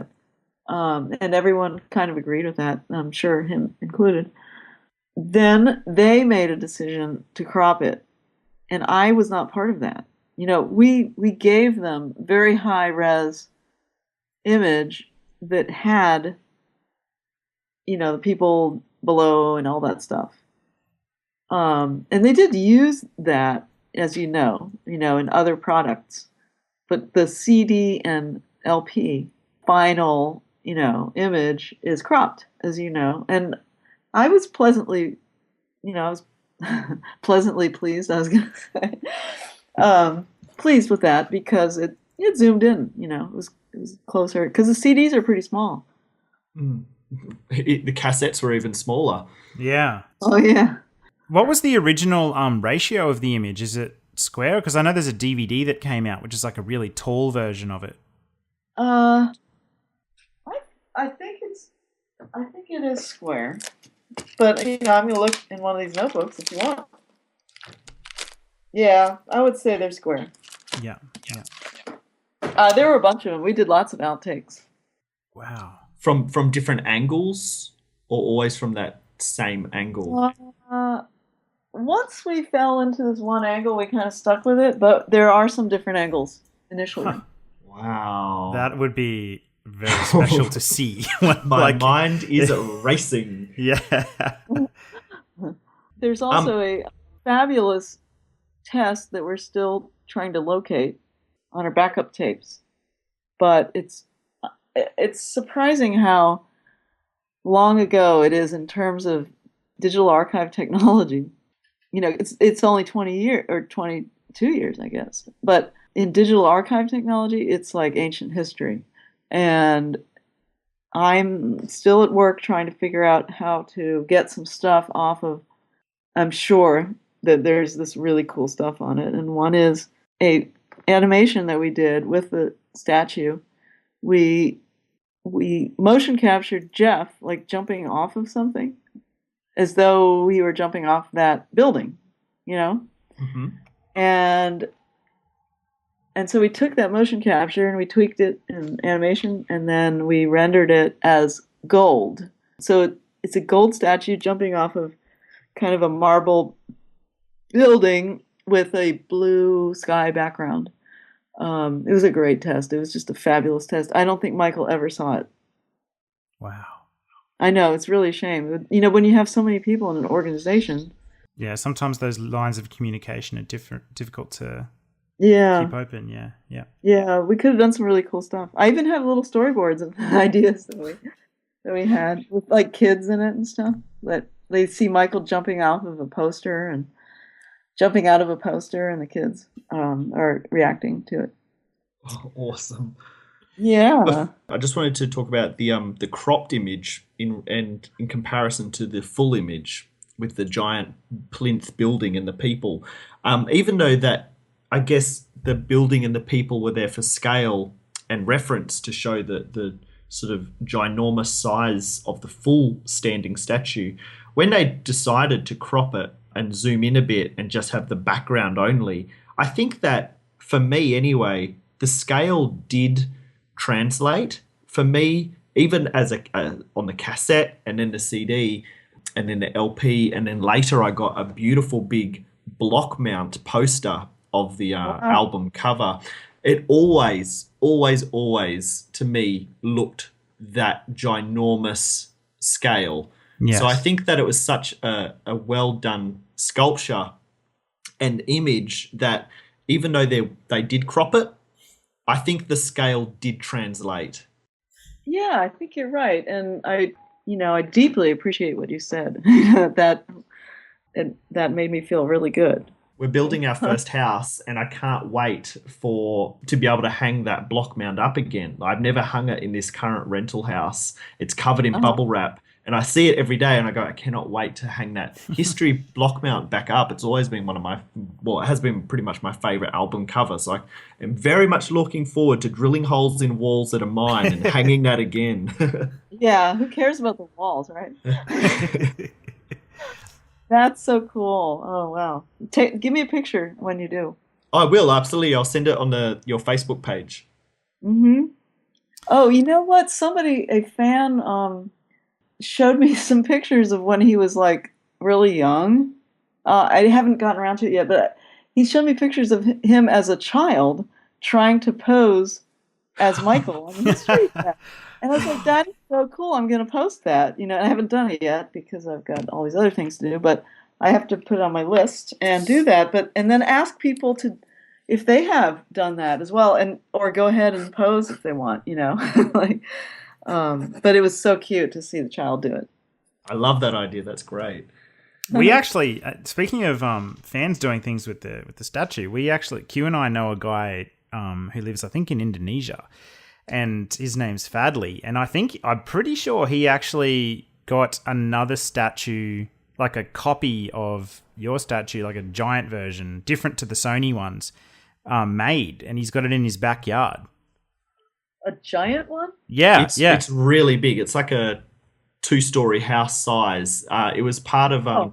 Gosh, you're going back in history, Jamin. We spoke about this on episode 1 in season 1. That was my first find of the week. Yeah. It was part of a New Year's celebration in, I think it was Jakarta. It was in Indonesia. Yes. And they actually got a local artist to sculpt it out of foam, and then I think covered in something to weatherproof it. And then after the celebrations, instead of destroying it, Fadley said, well, can I take it? Can I have it? And he's got it in his backyard. Oh, wow. Well, that name does sound familiar. I think I may have communicated with him on Facebook or something.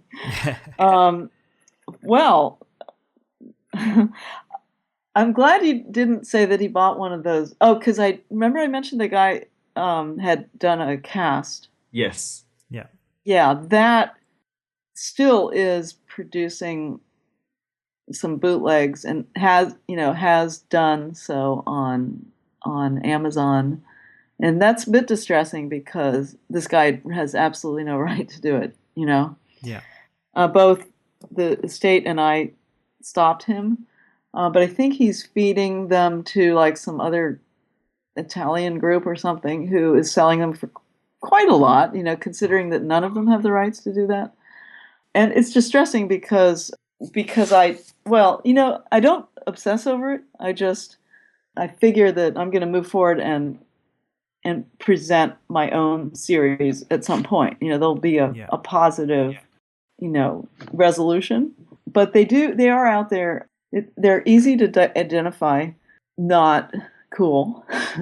And that is, the police badges are kind of sticking out more.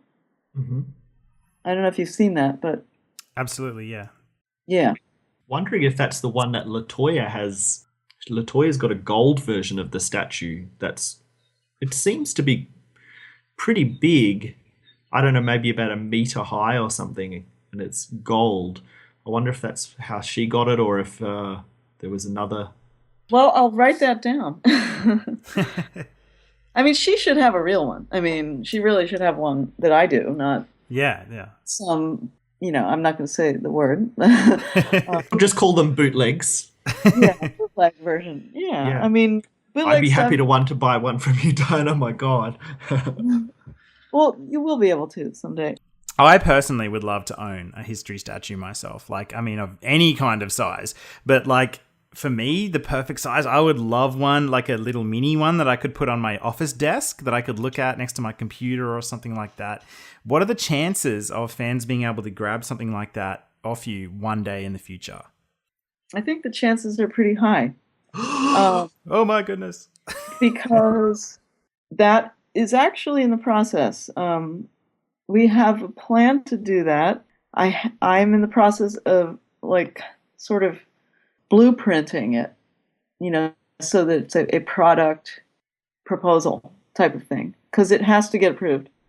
Unlike the patch, which was more a different kind of thing, but it doesn't have Michael's image in it. But the patch did really well, so there will be another series of patches, and a desktop monument is in the works. Oh, wow. Yes, and it's going to be probably the best copy of best small history copy out there. I mean, I know there's some really crappy ones from Asia that you can get, but this will be accurate.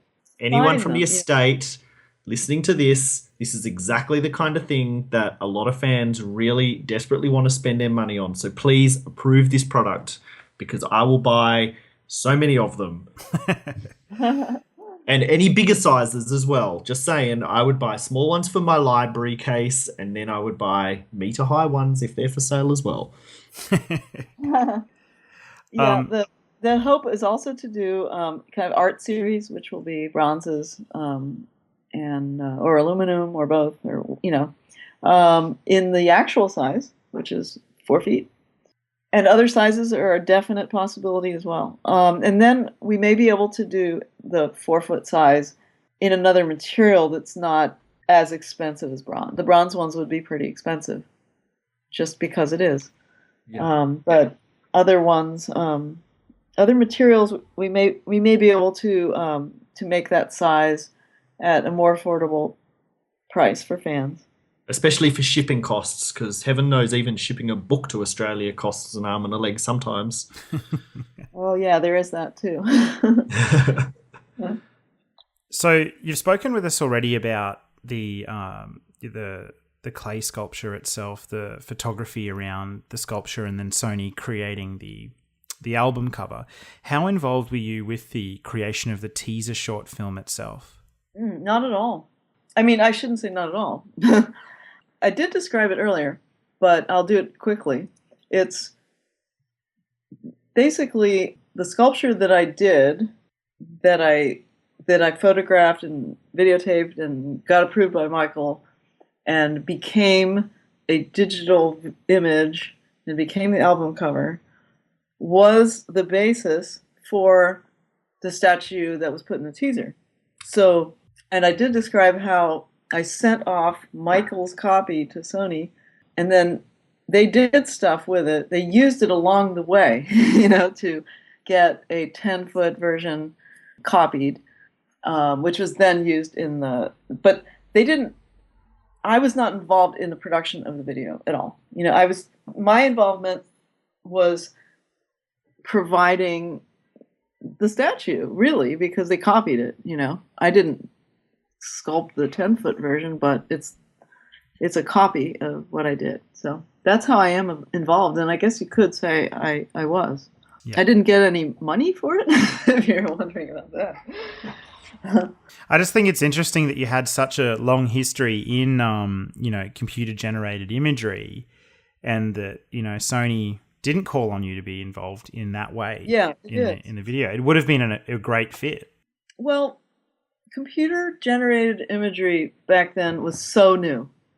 And like I mentioned before, Michael, was kind of like a king with like lots of subjects, hovering around him. All these subjects are trying to be better than all the other subjects, and everyone's trying to make decisions. And so people, if Michael says, I want a video, or something, or anything, people are going to, they're just going to decide who they want to work with based on whatever, fashion, or who they know, who they've worked with before, who they're comfortable with. So there's a machine, we were outsiders, I guess, in their mind, so I mean, it is strange to me, though, since we did do this breakthrough work, creating that statue, and had done some firsts, right around that time, like the digital stunt doubles for for Judge Dredd was a first in filmmaking history. But, these people who are the subjects, they don't know all this, they just know what they know, and so things just happen the way they happen. You can't always really know why, It is a shame, though. It seems like it would have been a perfect fit to have been involved. What was it like for you when you maybe first saw that short film, and when you actually saw the History album promotion begin? Wow. Well, so the realization of all of your work into that, I guess, small sculpture, and then the realizing of it worldwide. Well, it started with Nancy McDonald calling me, and I'm sorry, is her name Nancy Donald? Oops. Sorry, Nancy. She called me and said, "Diana, I have some news for you. We are releasing the History album with your image on it." I was like, "What? Yay!" Oh my God. 'Cause, I just hadn't heard for a while and kind of forgot about it. I heard nothing for a while. I don't remember how long it was. So I just assumed they were doing what they do at big companies. Just maybe they weren't doing it. I knew nothing. But I must have kind of hit the floor. I don't know. I fainted. It was great. It was just so great.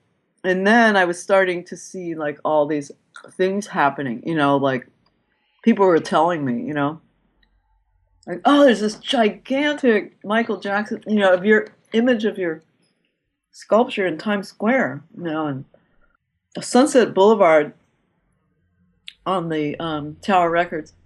There was I gotta say, really, really, really, really, I don't know if that's enough reallys, really bad.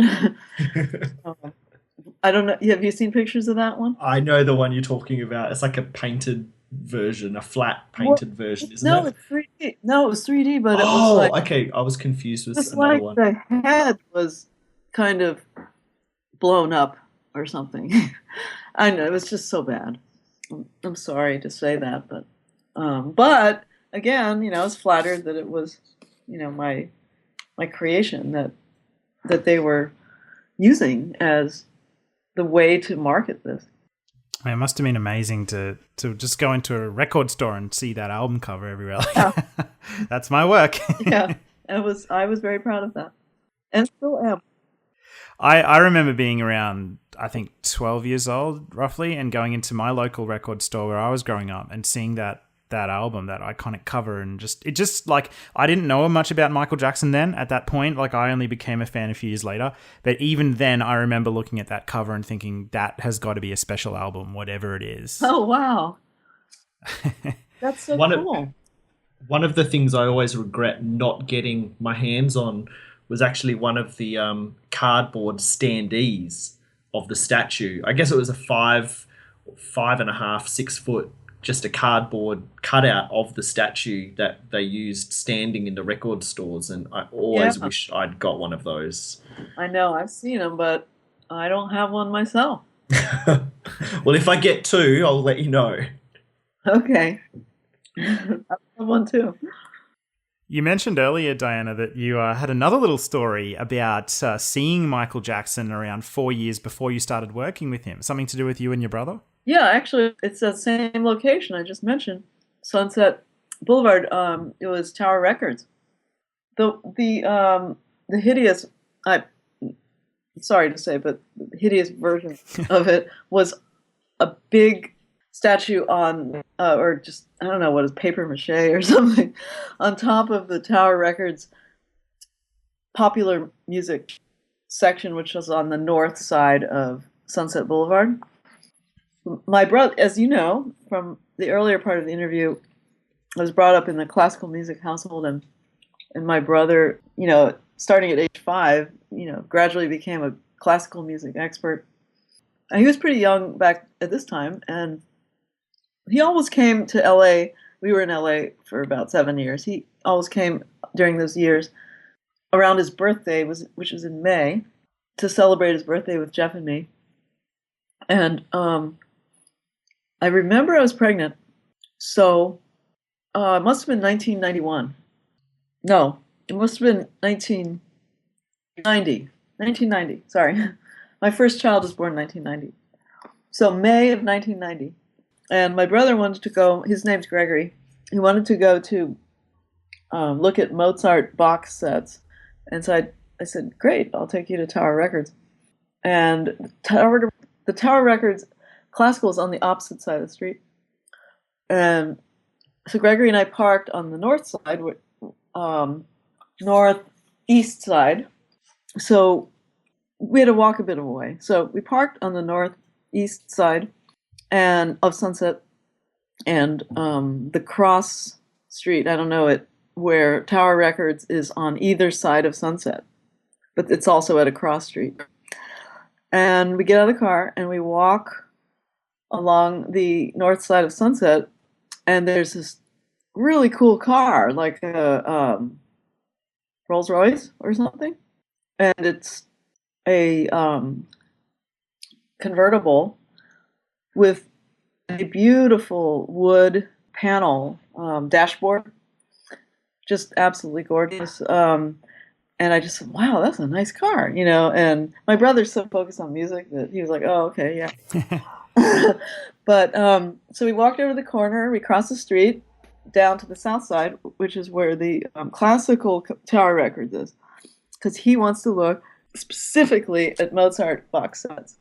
And so we walk in. It doesn't seem like there's anyone in the store except a person right at the door at the register. And I just wanted to get right to it. So I said, where are the Mozart box sets?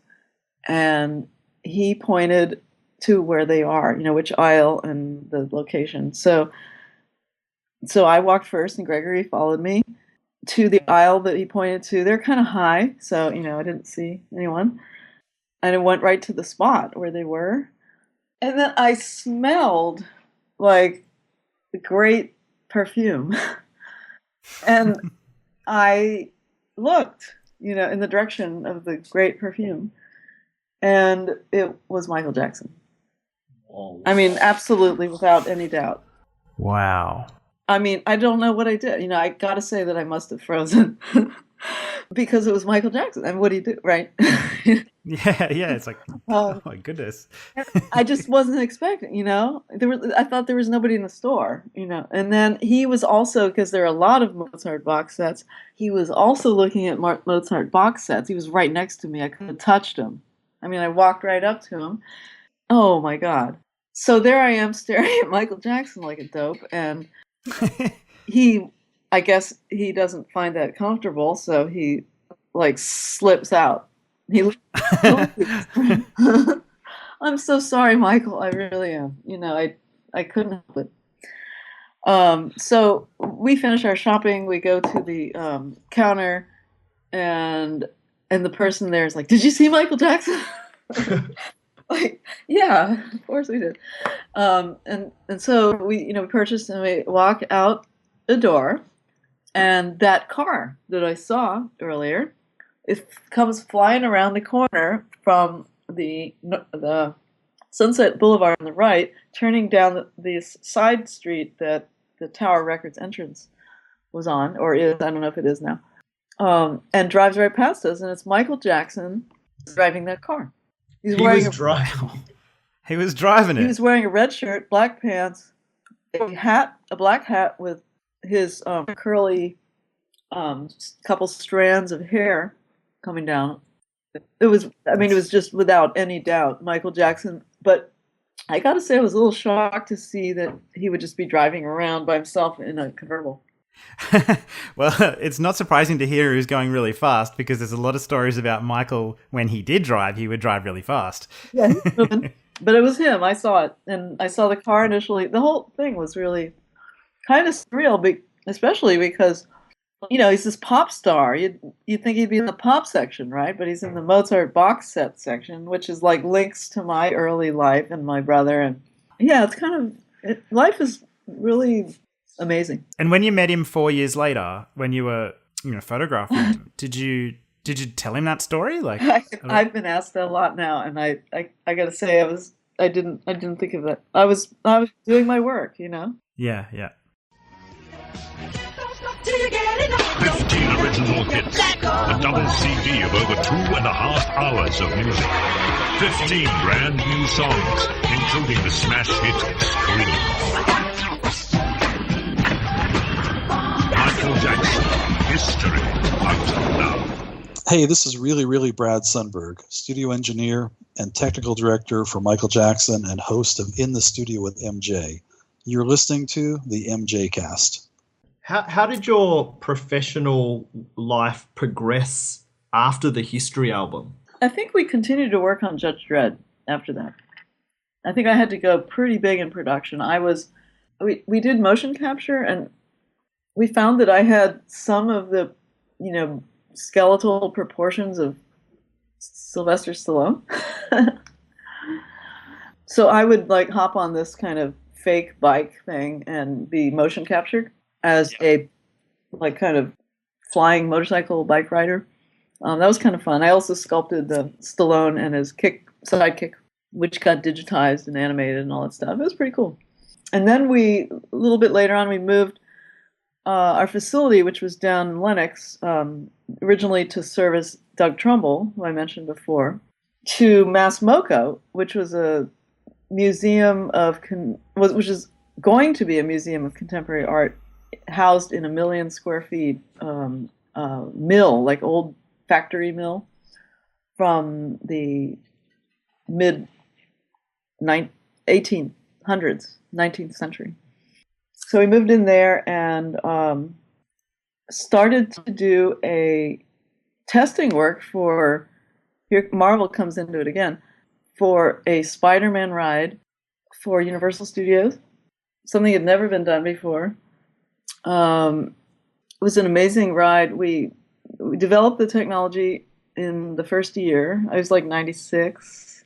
And for 3 years in 97, 98, 99, we executed all the shots for the ride, which when we started, it was 70 millimeter stereoscopic film projection, and there's a moving car that seats 12 people, and it travels through this space that's kind of decorated to match the film that's projected, and stereoscopic imagery of Marvel characters pops off the screen, even at times popping off the screen and landing on the car. And you feel, when Spider-Man lands on the car, you feel it, and it really looks like he's landed on the car right in front of you, but it's just an illusion. 13 screens, stereoscopic. It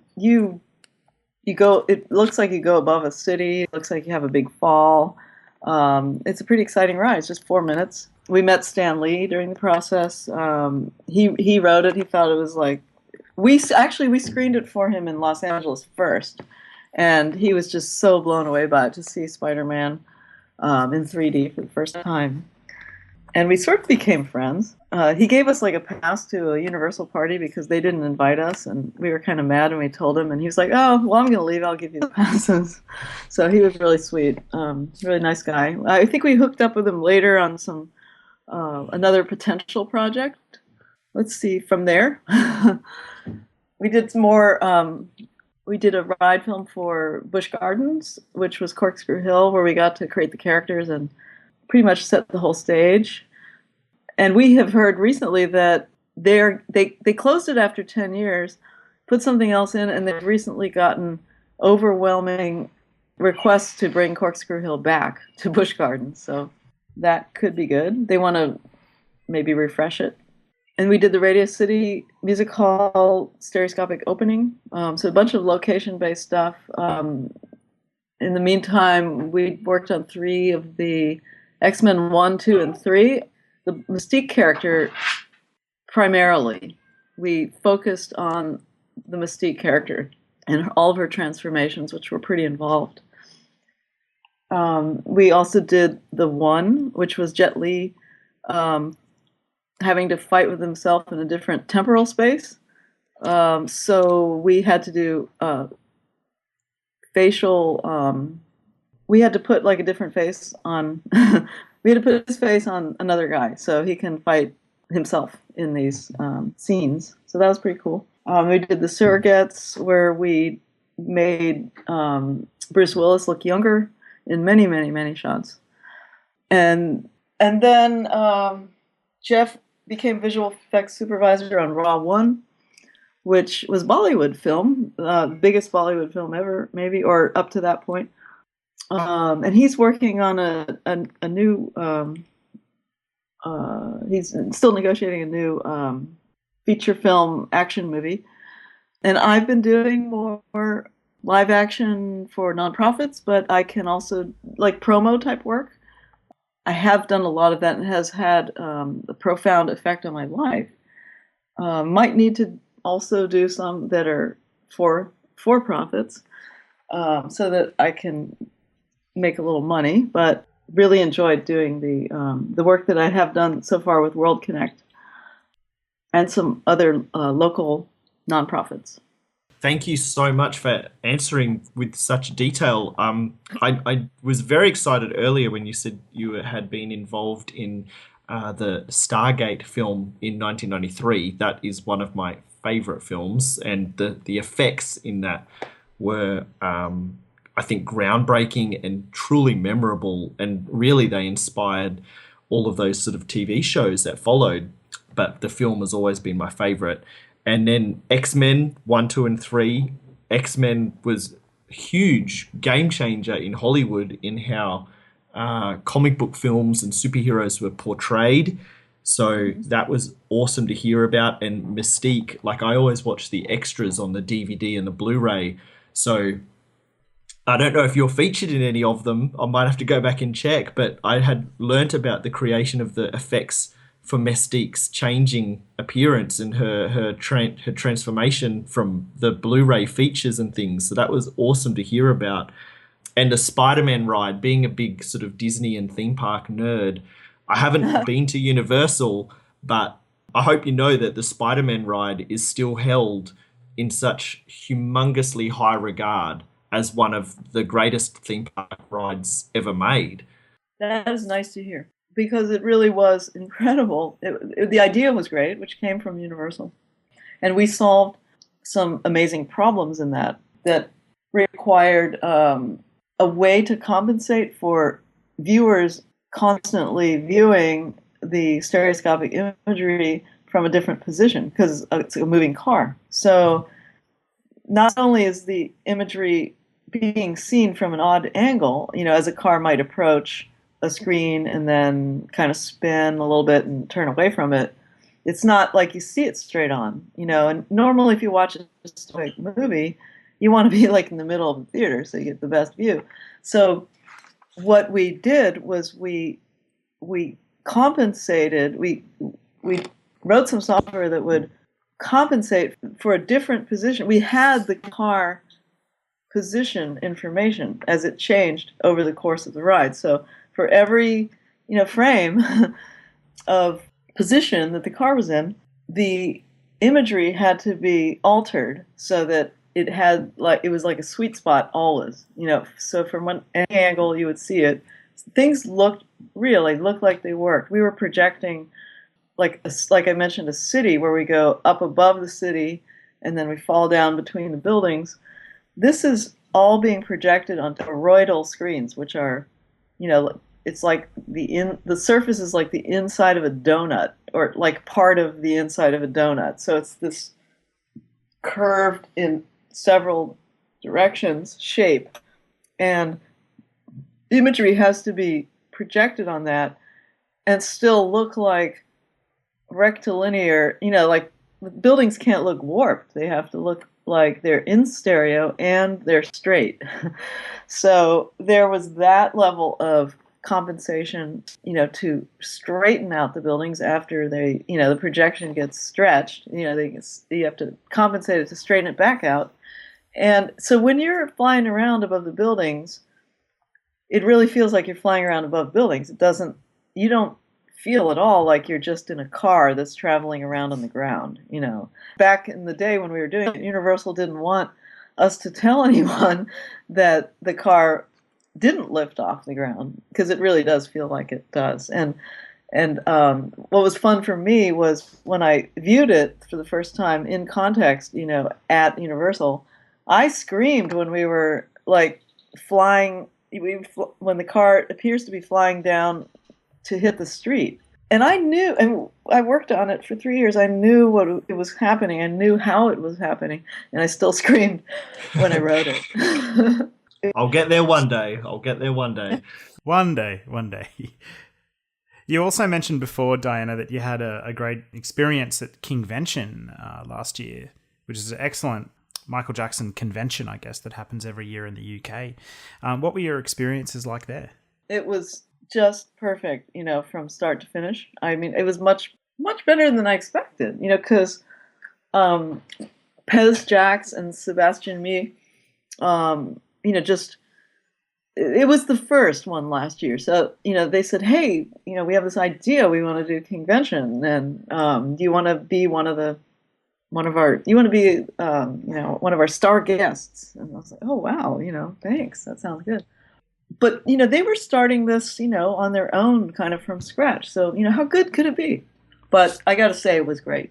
Everything, I did an interview with Pez on this beautiful stage. They lit it so nice. And the audience, wow, it was like riding a red carpet. I felt so welcomed and comfortable. Their energy, was feeding me. I just felt like there was so much love, and I think we got through that interview just so smoothly.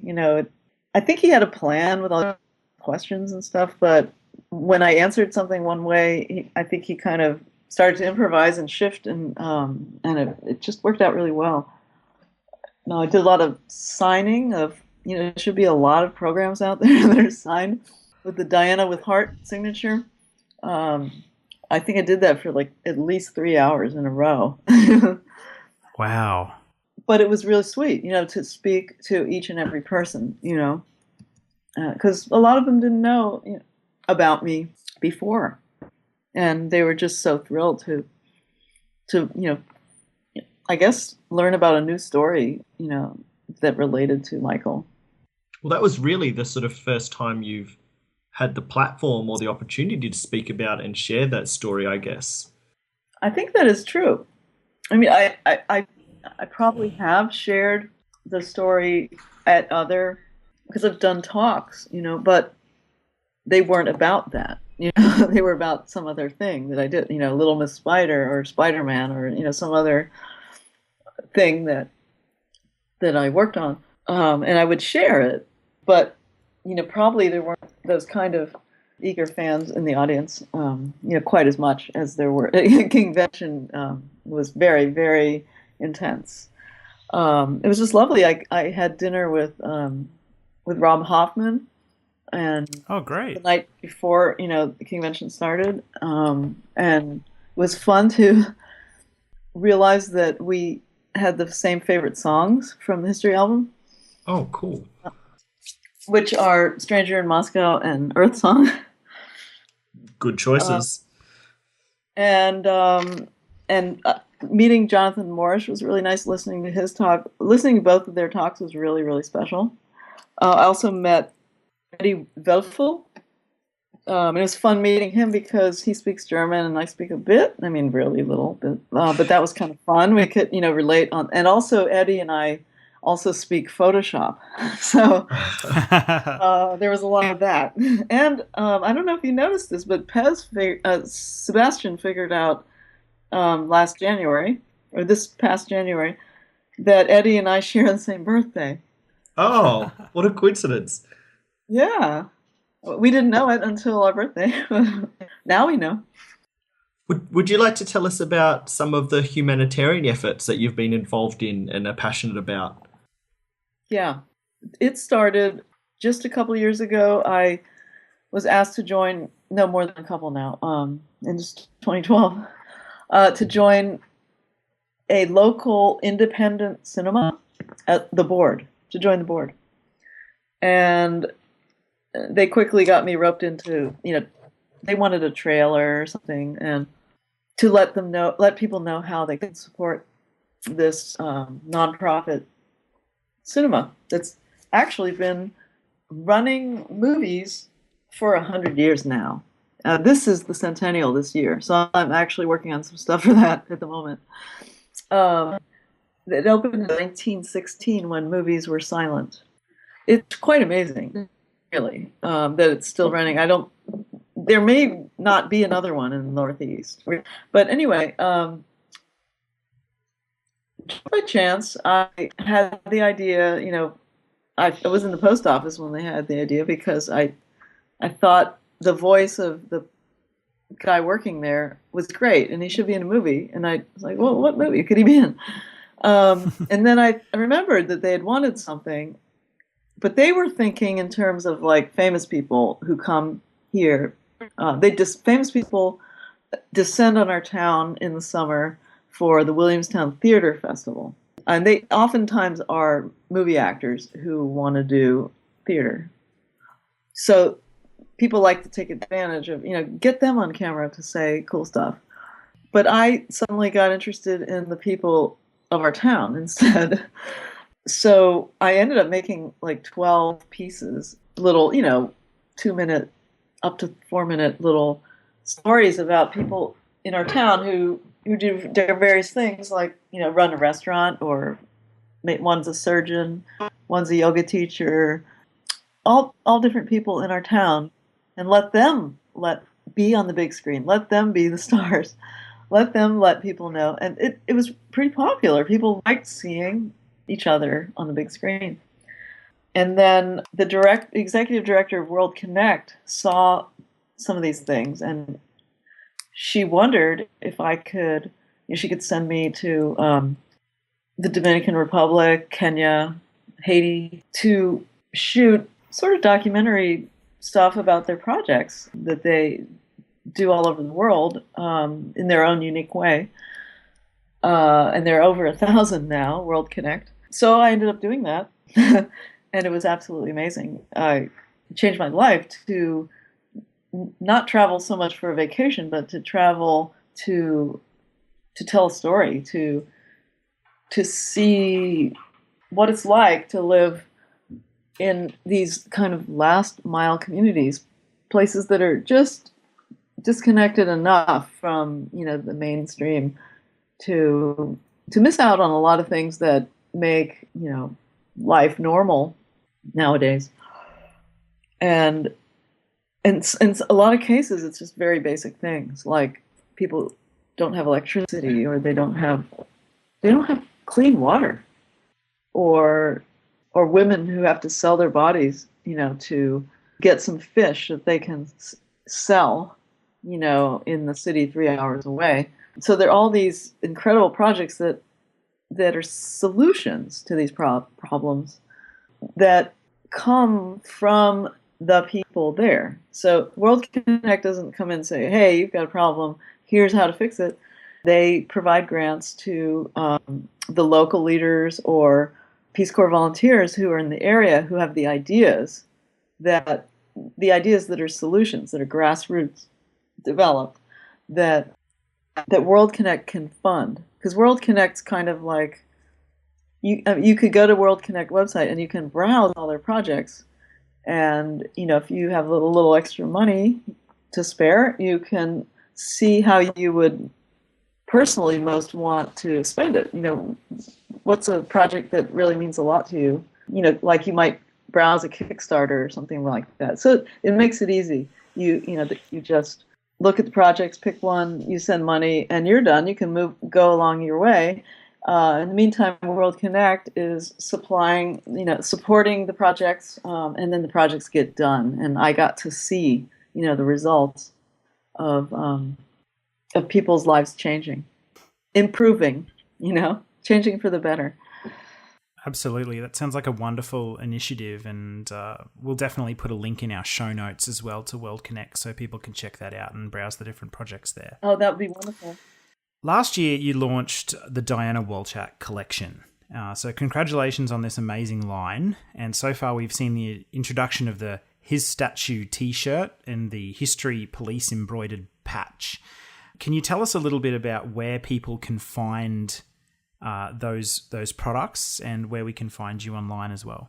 Yeah, I've partnered recently with King of Shop, which is Pez Jax and Sebastian Mee. And yes, we did a T-shirt, which is like which is based on the statue. So it's just kind of a heather, like a very light gray heathered T-shirt with a light gray print of the dangerous military patterns that are on the statue. Like if you had the shadows of that I don't know, armor, I guess you could say.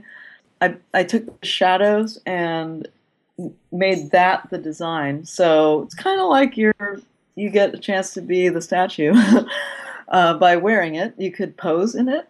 I'll if you get one and you pose in it, I will post your image on the Michael Jackson History statue page, or maybe even on my website if I get that good at updating my website, which is dianawithheart.com.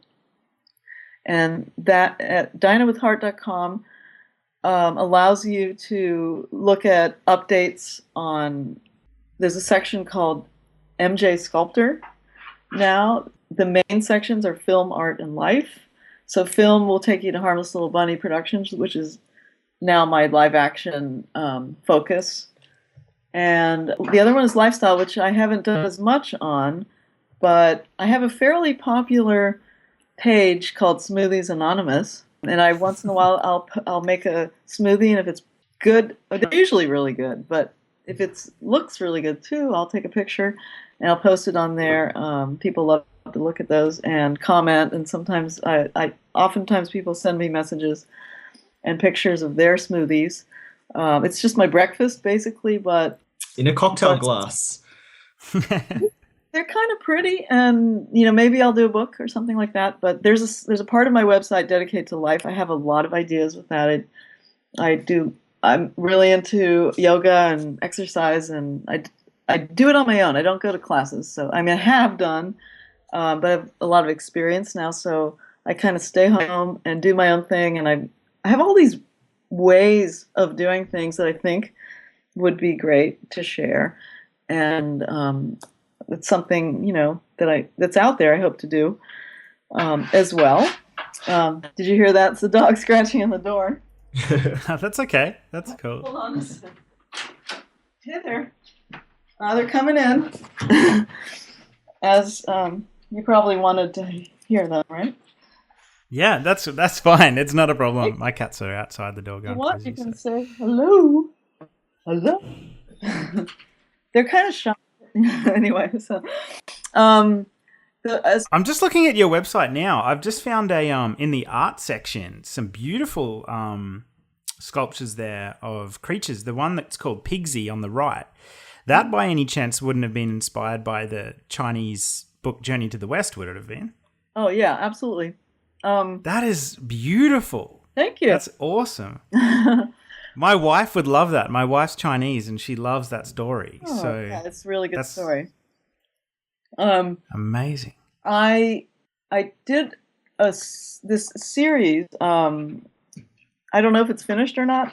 I think if I continue it, it's going to take on a whole new kind of level or something. But I started small and just did sort of animal-headed characters, like deities or mythological figures or characters in stories. So there's a Hanuman that's a monkey king from the kind of Indian mythologies. And then, though there is a monkey king in the Journey of the West as well. Yeah. And I did Pigsy for Journey of the West. That was kind of fun because he's kind of a glutton, like when they tried to get enlightened and he just couldn't, yeah, because he couldn't resist temptations. And then I did Hecate, who's a fertility goddess from the Egyptian mythologies. Yeah. And she has a frog head. And let's see, what else did I do? Oh, I did my own version of Caliban from the Shakespeare's Tempest. And he's kind of a fish-headed person that's kind of crouched. Some of these I made molds and I made casts, and a friend of mine from high school commissioned me to paint the Hanuman. He wanted a Hanuman painted, and I just loved getting that challenge, that request. So I said I would do it, and I don't know if did you see that one? Is that there? I'm trying to look for it. Is that the blue one on the turntable? Yeah, that one. It's beautiful. That's so stunning. I do have Ganesh. Ganesh is the little he's the smallest one. He's the elephant head from also the Indian mythology, and he's a god of success, so he's really popular. And he's on the turntable being painted in my studio. He's going to be pink. He's going to have the tattoos as well, and some of the gold and the jewelry and all that too, like Hanuman. So that's kind of fun too. I'm also working on a painting project, but you got to put painting in quotes because it's kind of made out of used clothes, which is another one of my huge interests right now. I went down to the Dominican Republic to see this is not World Connect, but there's a for-profit company that's paying people a living wage to in a garment factory, which is almost unheard of in the world.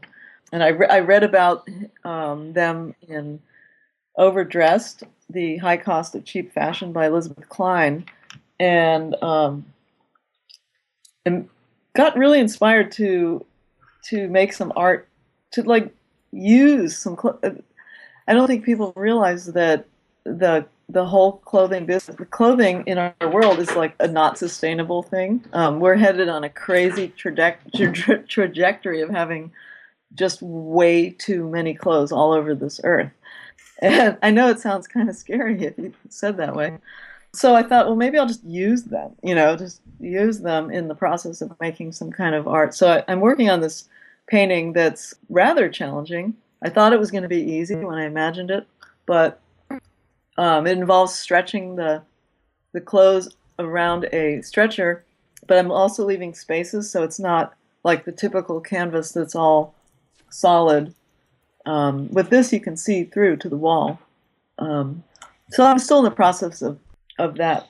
And I'm also interested in developing a nonfiction, longer form piece on that idea, that subject of the living wage and the garment industry. And I have a few other projects in development as well. Is there anything that you want to speak about that we have not asked you about? Wow, you really covered a lot. We have, and I'm so excited to look forward to listening to this in the future. Yeah, I have a few notes, but we did cover them. It might be something like a project that you'd like to bring attention to or anything like that. Well, we did mention that I would like to do a monument, and that is my goal. That's my biggest goal now. And of course, there are lots of steps to get through and things to figure out, but it's really important to me. And I know there are so many people in the world who it will affect, positively, and who want it. And there's one person who is no longer with us who deserves it more than almost any, artist, who's ever lived.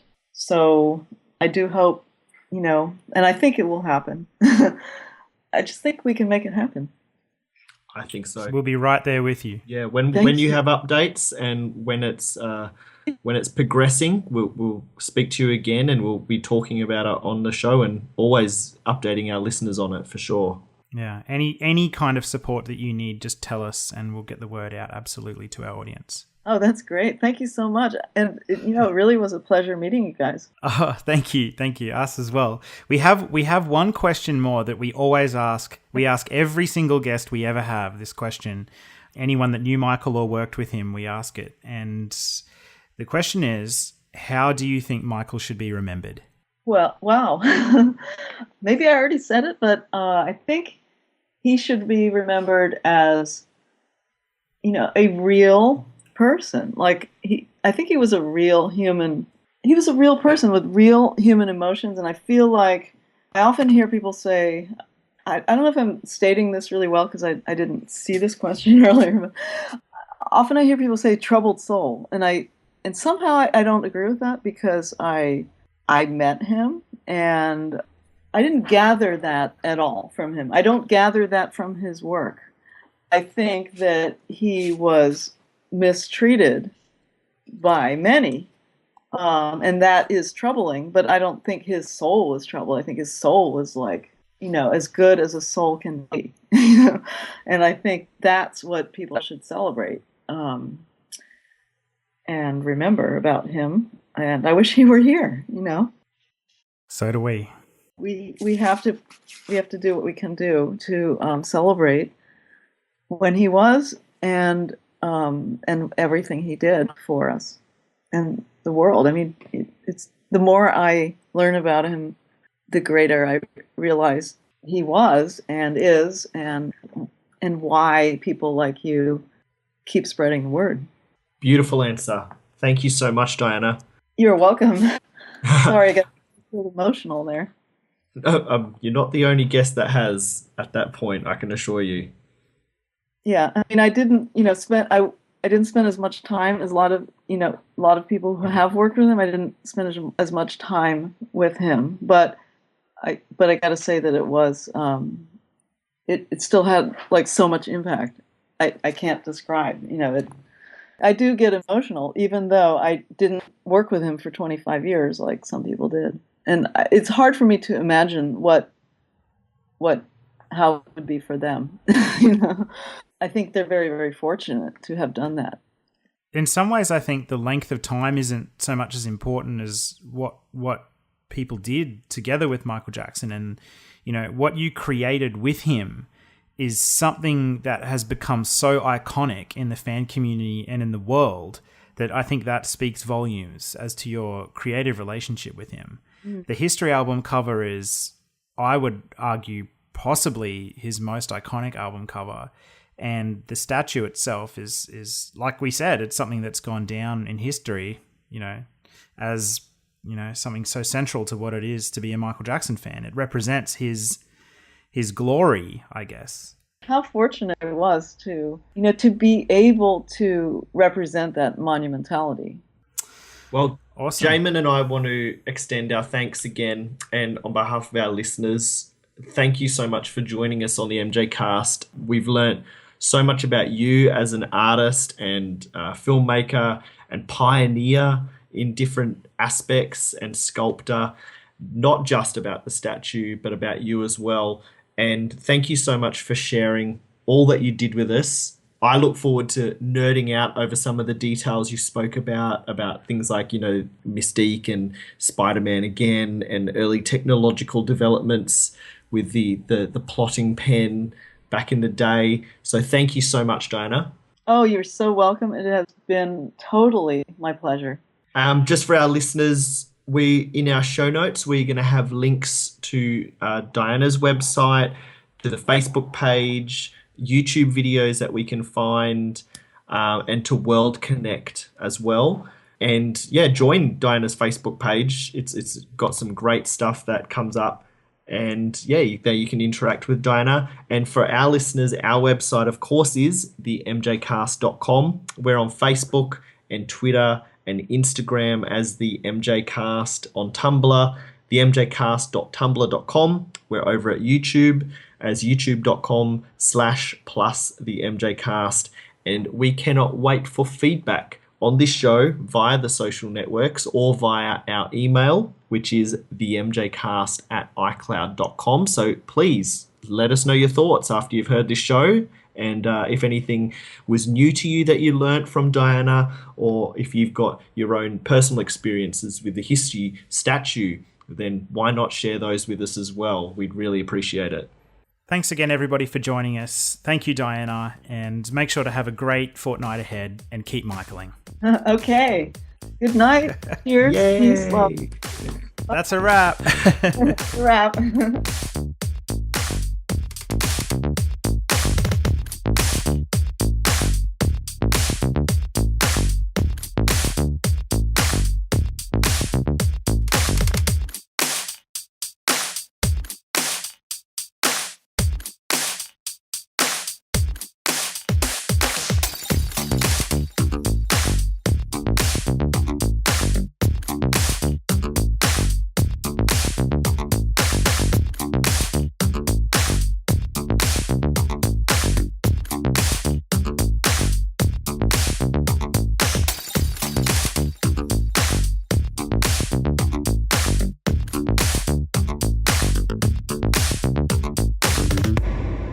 Next week will go down in history as MTV becomes MJTV. It's all Michael Jackson all week when Michael takes over the channel.